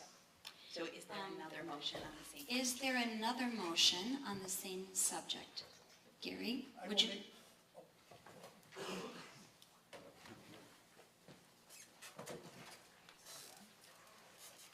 Name and address. Gary Bolt, 5026 Highway K. I will make a motion to approve the resolution as written. Can you read the resolution, please? There's no salaries listed. Yeah, so sir, you're gonna have to read the resolution that you want the board to, or excuse me, what you want the electors to adopt. Just the board member, which part of it? do you want? So the proposed motion does not include any numbers. Okay. So the question is are you asking for the electors to approve last year's number? A different? Resolution 8, board member salaries. Is that all you need? No, you need to identify what you are proposing. Read this part, Gary.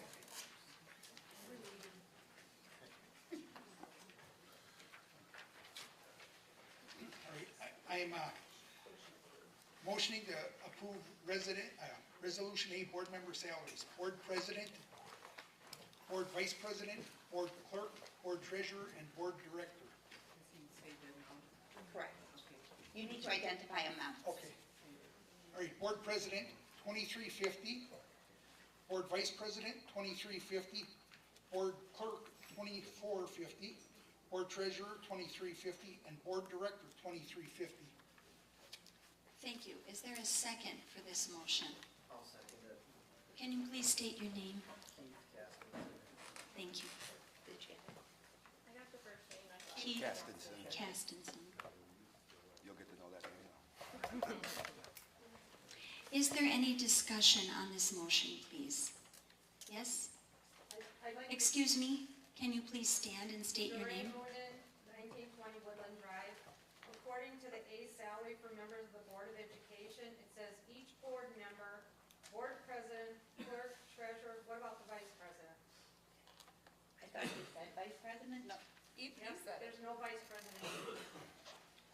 So, It's not on Yeah. there. I thought he said vice president. I did. There is no vice president. if you look, On the top part. On the top part, it's different than. No, yeah, I understand that. But when he read the motion, but his, He did state it, she's just worried about it being written in our paper packet. There is no vice president on our board, so we don't want to keep her a vice president. There is a vice president on the board.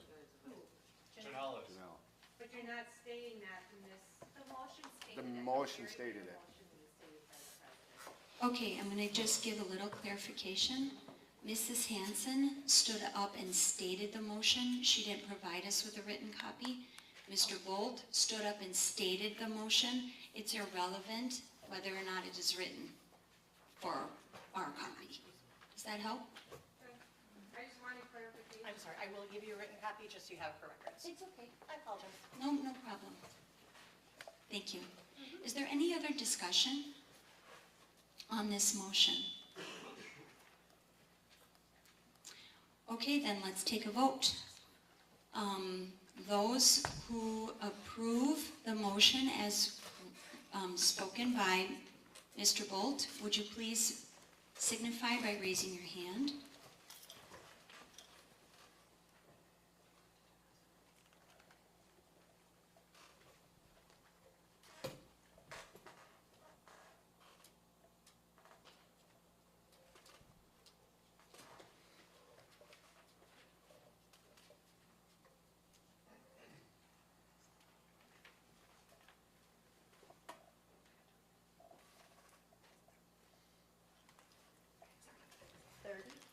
Thank you.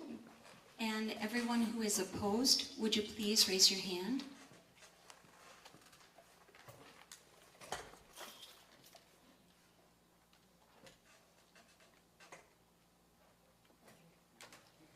The motion has passed. May I move to the second resolution?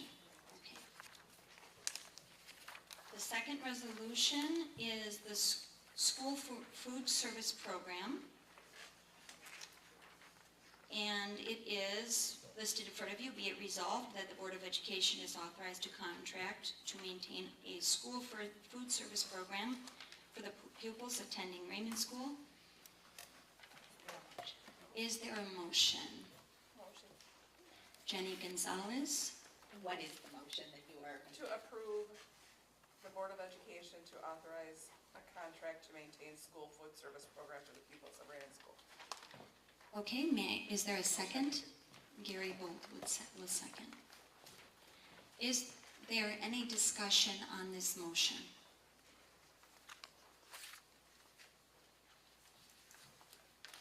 Okay, let's take a vote. Those who vote yes to approve the motion for the school food service as read by Jenny Gonzalez, please signify by raising your hand.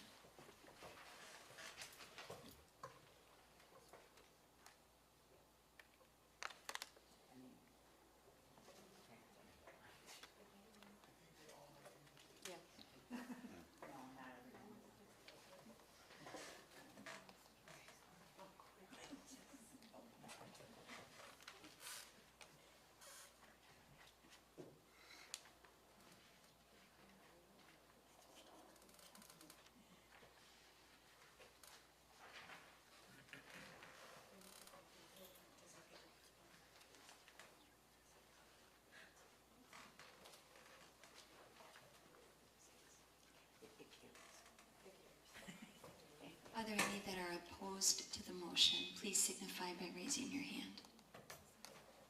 Okay, the motion carried.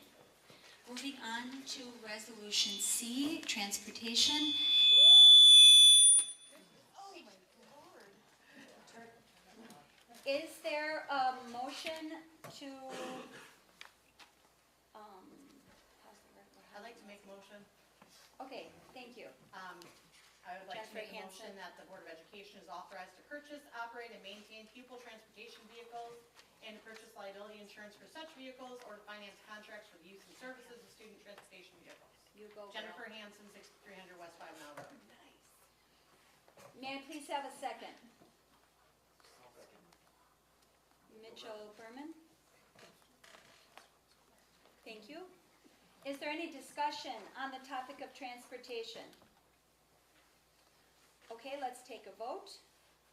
All in favor of accepting the resolution as read by Mrs. Hansen, please signify by raising your hand.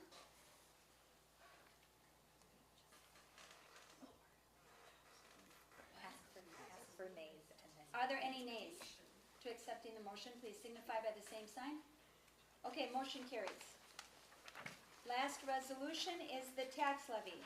Is there a motion on the tax levy?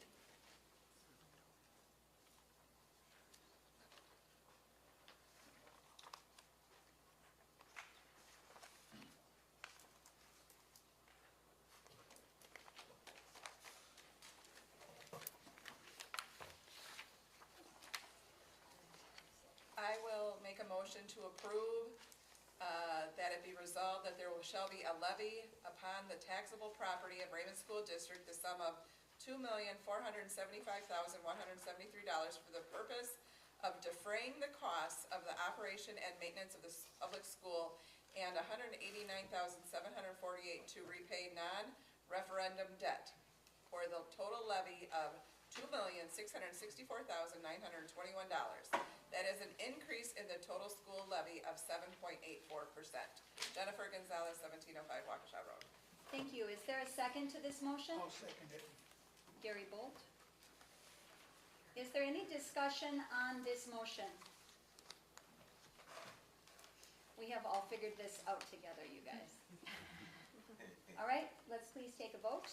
All those in favor of accepting the resolution as read by Mrs. Gonzalez, please signify by raising your hand.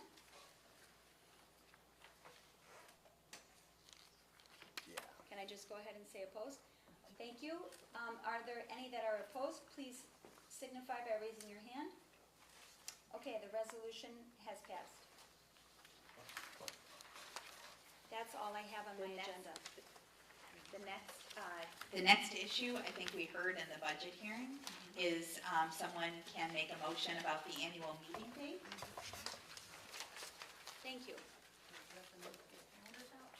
Yes, Mr. Bolt? Yes? Yeah, I'll make a motion that we have the annual budget meeting the first or second Wednesday of October, so we can have more figures on the screen. Sir, are you making a motion that we have the budget hearing or the annual meeting? And I understand that the budget hearing happens at the same time typically as the annual meeting, but the annual meeting is the appropriate item for the election. The annual meeting.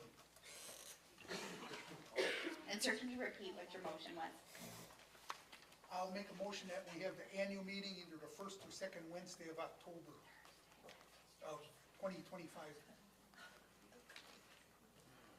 Okay. Is there a second to the motion? Mr. Kestenson? Is there any discussion on, Yes. yes, Mrs. Hanson? Typically, I believe we've gone to Thursday nights because Wednesdays, people tend to have church and a lot of other things going on.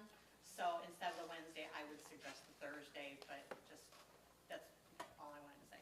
The dates would be October 9th or 16th of 2025. It is a Thursday. That would be a Wednesday.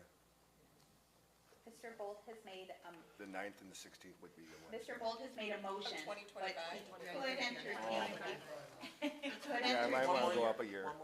he could entertain a friendly amendment by Ms. Hanson to change his motion from the first or second Wednesday to the first or second Thursday, but he does not have to. Can I change my motion? So, yeah, that's, Just say I amend. I'll amend my motion to make it the first or second Tuesday of October. Thursday. What? Thursday. No, Tuesday, I'm saying. Ms. Hanson, you do not have to second that. That's his motion. Okay. Is there any other, now that it's amended, we need to, a second. May I please? Okay, thank you, Mr. Kestenson. Is there any other discussion on this motion? Yes, Ms. Doreen? I thought we were here to set the meeting, not say this or that. We were here to set the meeting, aren't we? Not to say first or the second. It's supposed to be decided so that people know what it is. That's what the motion is supposed to be. In my opinion, it's possible that there are other things on the calendar or other things that are scheduled, giving some flexibility may make it easier to schedule. That's just my opinion. But that's, we're here to set a meeting date. Shayna? It is a proper motion. It may be a motion that you do not want to support because of that very issue. So my question is, when do we decide when the meeting is? Who decides when the meeting is? Because according to what I have read, the annual meeting, we would have to have another annual meeting to decide that date. I'm trying to, because this is our meeting, it's not the school board's meeting. So aren't I correct in that? We would have to have another meeting in order to set the date then. No, Why what would we the, want to do that?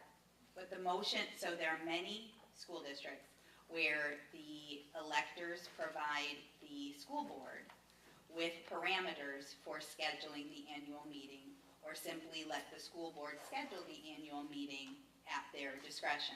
What I understood Mr. Bolt's motion to mean is that the school board can select either the first Tuesday or the second Tuesday of October of 2025. Yeah. Can I make a motion now? No, this motion has been made and seconded. Now is the time for discussion. I have discussion as well. I think the reason for moving it to October was so that we would include the budget.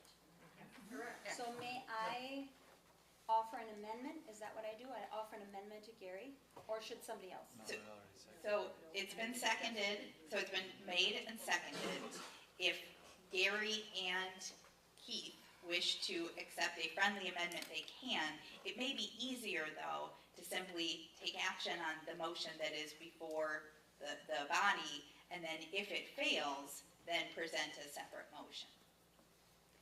Okay, is there any other discussion on the motion stated by Gary? I will clarify, just so we all know what it is. The annual meeting set for either the first or second Tuesday of October in 2025. Is there any other discussion on that motion?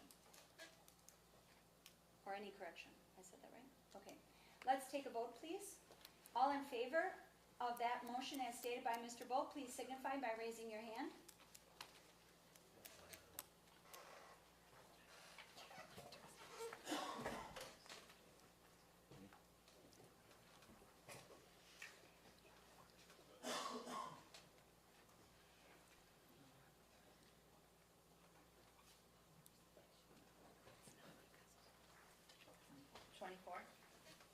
Okay, any that are opposed, would you please signify by raising your hand?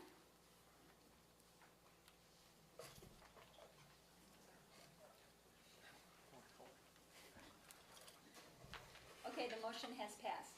I keep talking into this microphone and it's off. Okay. Okay, is there any other business that anyone would like to make a motion about? Yes, Ms. Moonen? I'd like to, I'll read it.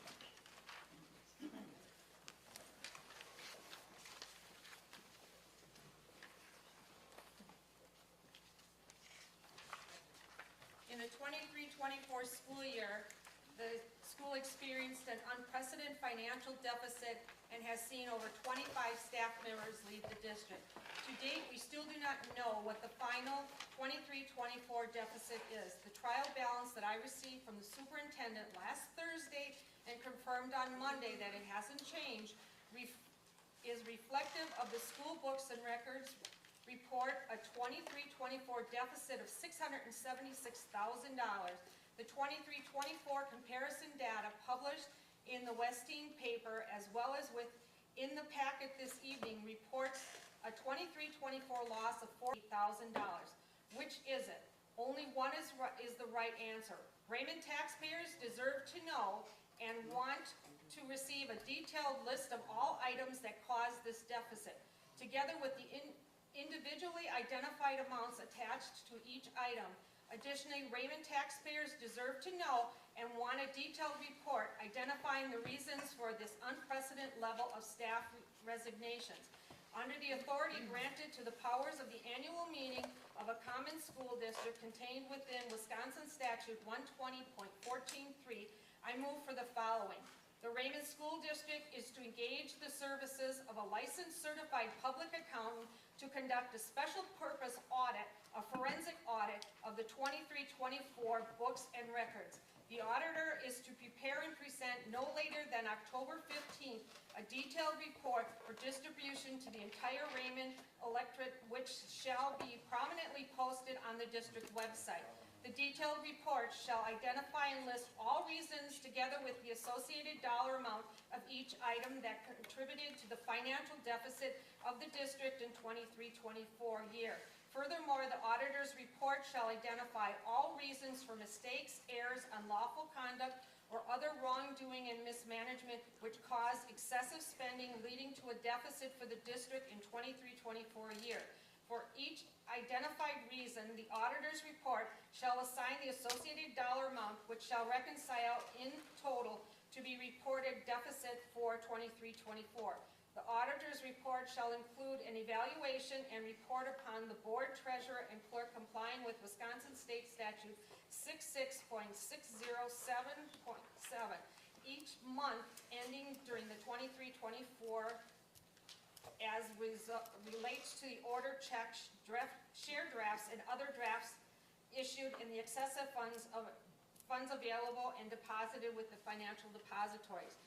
The auditor's report shall include an evaluation and report upon the board treasurer, clerk, and president complying with state statutes 120.16.2 prohibiting order checks, share drafts, and other draft drawn upon for payment of money which has not been appropriated according to the law for all functions, including specifically WUFAR function 23150, object 310. The Raymond School District is to engage the services of a licensed certified public accountant to prepare an audit report of agreed upon procedures conducting exit interviews and surveys of all Raymond staff who separated employment from the district during the 23-24 school year or during the summer of 2024. The purpose of the report is to identify reasons each staff member separated employment from the district. The auditor is to prepare and present no later than October 15th, 2024. A detailed report for distribution to the entire Raymond electorate shall be prominently posted on the district website.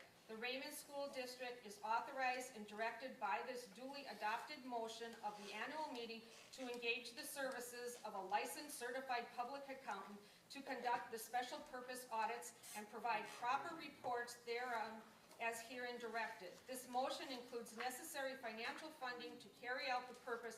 Therefore, by reducing budgeted expense of $11,850 in WUFAR function 231100 object 100 and reallocating those funds to carry out the purpose for this motion to the WUFAR function 231700 object 310. At this time, I want you all to know that last year's budget that you received at this meeting never went into Skyward until January of this year by Dr. Garvey. He was in our accounting stuff during January and Excuse February. me, I'm so sorry. No, I'm sorry. You're done with your motion, so we need to act on the motion before you, we will have discussion, but this is not the time for discussion yet. You can stay right there if you like.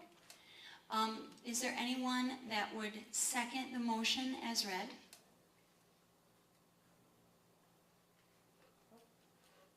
If there's someone. Lee Toll? Okay, now we're going to open for discussion, and I'm going to watch the time. We are allotted for 3 minutes per speaker. Okay, Go ahead. I want you all to know that the budget last year that we received in this room was never put into Skyward. There is an open records request out there that states that Dr. Garvey, after he no longer was an employee of this school district, in January and February was in Skyward putting our budget into the account. That is highly irregular, having somebody who is not an employee into Skyward that has financials, private information. We, as a district, need to make sure that this never happens again. First of all, I want to know why he was in there to begin with, whether he wasn't an employee, and why the access wasn't canceled when he terminated his employment on December 31st. How do you know that, Jerry? Because I did an open records request, and in that open records request, Patty Hoppus stated that Dr. Garvey was still putting in the budget in Skyward. So it's in an open records report. We cannot afford to let anybody into our financials that isn't an employee. Why was he putting the budget in when he should have put it in August of last year? I mean, that's the question. Why wasn't it done? And why was he allowed to be in our financial business at a time when he was not an employee? Thank you. Mr. Robinson has a comment? Okay, got a couple remarks to that. I'd like to say that the auditor, I talked to the auditor who was just wrapping up the present finances, going over the books that Patty has done. He did talk to me a little bit, said this was one of the finest audits that he's done this year. He has found other school districts with a lot of discrepancies. I would think that if there was something gone haywire with the dollars within our budget, that they certainly would have caught it, number one.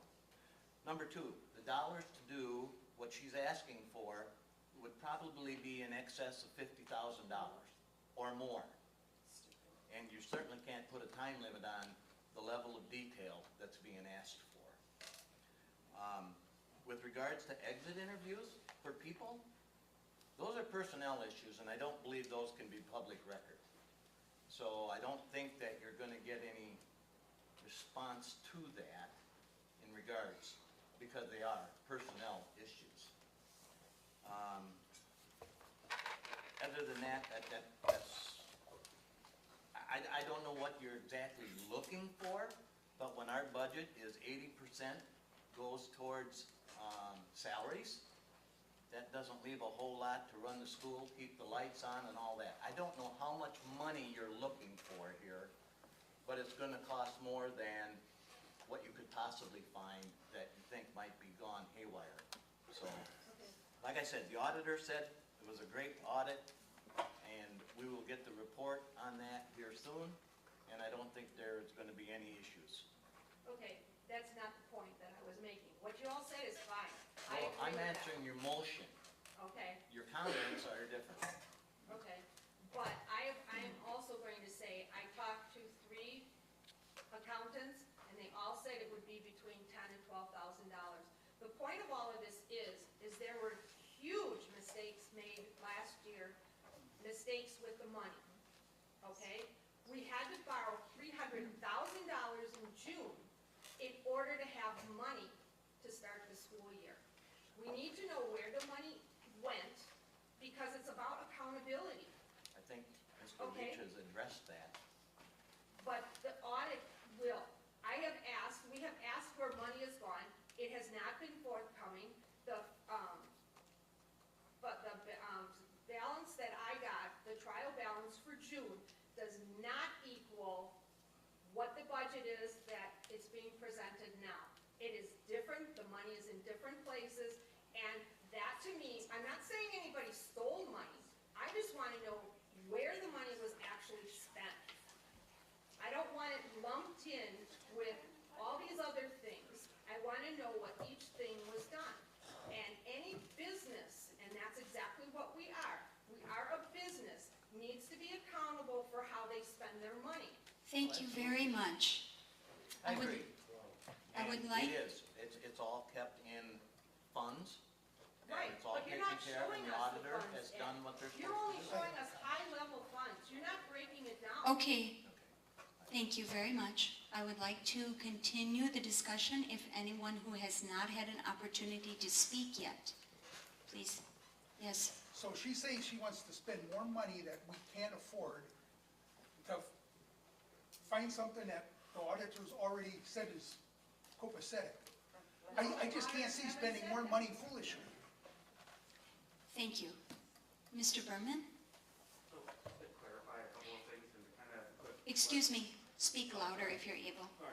Okay. So just to clarify a few things and to kind of, I think, put DeRay's motion into layman's terms, she's asking to know where the mistakes were made. And I understand that you're saying that the audit looks great, but the audit that you're having done, they just look at your numbers and make sure that they match in the box. They don't get us to how did we lose $750,000? How did we get to that deficit? So I think what DeRay is asking for is a forensic audit to point us in the direction of what mistakes were made in the budget and how can we avoid them in the future. So it's not about, I understand you're saying that the budget numbers, according to the audit that you're having done by DPI, and for DPI looks great, but they're looking at the numbers that we're questioning. How did we get here? And I think that's what she's looking for, is a forensic audit to see where the mistakes happen so we don't do it again. And I think it's a small price to pay, considering that's just a percentage of the deficit that we've created over the last year. You're talking about $10,000, which I'll be honest, that's why we wanted to eliminate your salaries down to $1. That money was going to be used to finance this audit. So the audit is to show the taxpayers where the money went. We have questions as to why we're asking for a $750,000 referendum. In every meeting we come to, the numbers are different. And you can understand how people are wondering how you got there. Because Dr. Garvey gave us a different number, Dr. Hayden gave us a different number, and now Mr. Leach gave us a different number. So we're just wondering how did we get there and where is our tax dollars going? I have no problem supporting a referendum if you can show me that we got here through no fault of our own, through no mismanagement. But it's hard to hand over a $3 million check over 4 years if we're going to be in the same position we were before. So I'm just saying, it's to identify mistakes that we've made and learn not to make those mistakes, or how we can be more efficient. We'll identify that in the forensic audit. So it's two different audits. I agree. I agree with you in that Wait, respect. hold on, the but I- chairperson hasn't Oh, I'm sorry. acknowledged you. And sir, you've already spoken. So let, Speak no more. no, you let the chairperson first acknowledge you. I'm sorry, Mrs. Berman, go ahead. Just, I didn't want to piggyback on what you said, but just to remind people that haven't been coming to these meetings, the financials, we've been asking to be disclosed. They've been better than, last year, but there was a good year that nothing was being provided to us. And we've tried meeting after meeting after meeting, so there have been question marks for a long time. And I just wanted to remind, those that weren't here, that Mr. Leach himself said in the meeting, either last month or the month before, that there were still question marks as to where the money went last year. And I just don't feel like that can't be how this ends for the community. I think we can dig a little deeper and make sure we don't make the same mistakes. Mr. Robinson, would you like to reply to those questions? I think we can probably, with Mr. Leach, we can identify where those big buckets were. We know that Mr. Garvey made some errors in the budgeting process, and that there are other items that came up unexpectedly. So I think that to save the money of an auditor, that we can probably identify a few bullet points that would get us to where you're looking for, within, thousands of dollars, a couple thousand dollars, not a couple thousand, but whatever that would satisfy, I think, the question. It's the same question I've had too. What are those bullet points? Mrs. Wise? I believe Mike has done that on many occasions, and Yep. so maybe it's just a republishing of that information in a public format on the district website. Slides that I can easily pull. Yeah, if we could just get that settled and posted so that everybody can continue to reference the same thing that you've already educated us on multiple times. And I know not everybody can make it to every meeting, so I'm not trying to insult anybody on that topic, but if we could just get those out there posted so that we can continue to reference those where the errors were made. Jillian, I appreciate the acknowledgement that we have gotten better in how we're talking about our financials publicly. I certainly think that it is a goal of every single person on this board. Yep. That's where I'll leave it. Thank you. I have one question. So in other words, you're gonna republish what you've already published that didn't answer the questions we have? Is that what's happening? We Go can't ahead, give Mike. answers.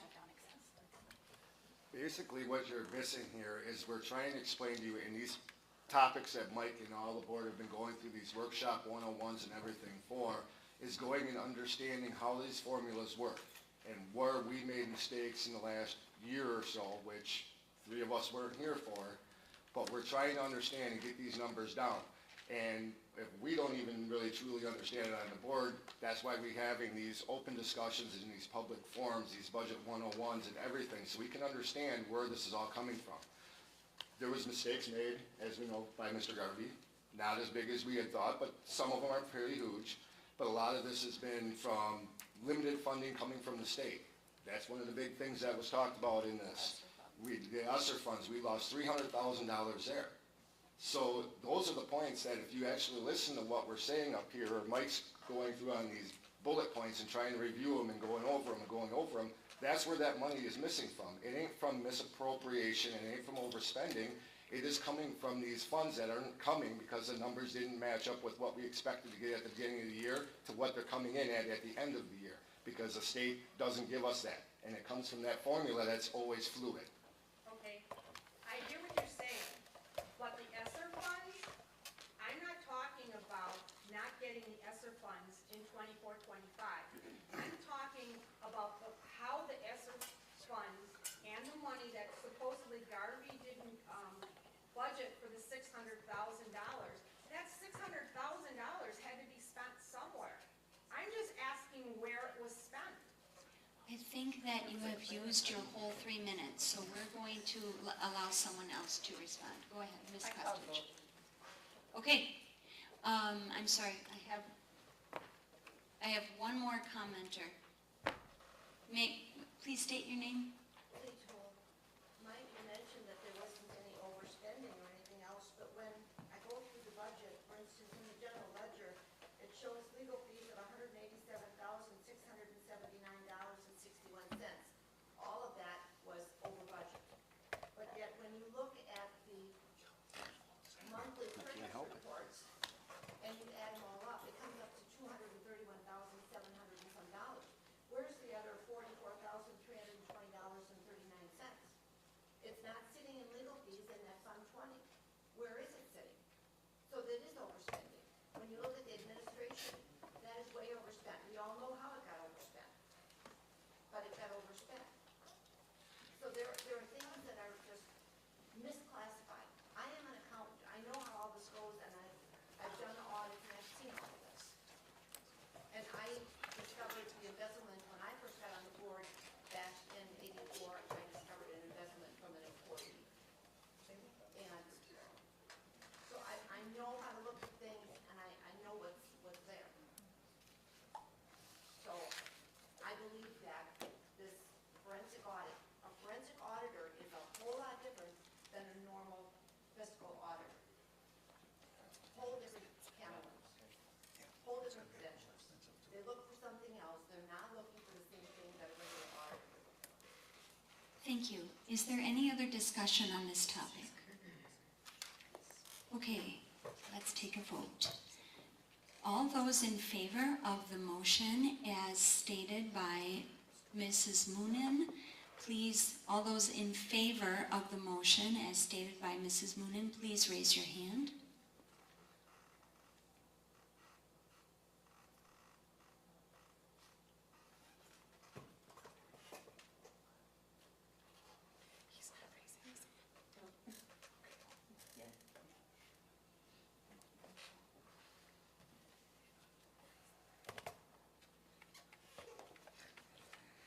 Thank you. All of those opposed to the motion as stated by Mrs. Moonen, please raise your hand.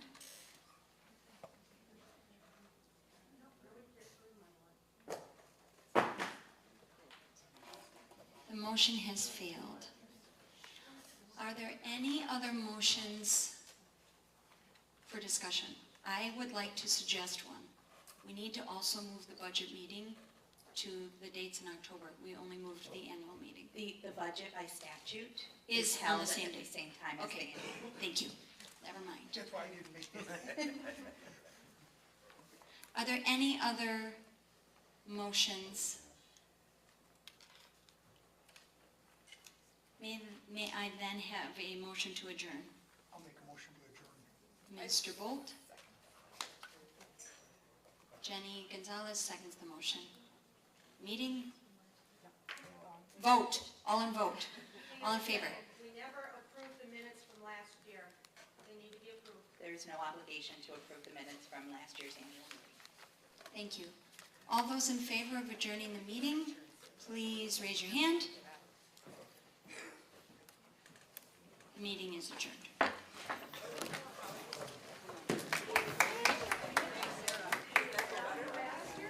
Thank you, Sarah.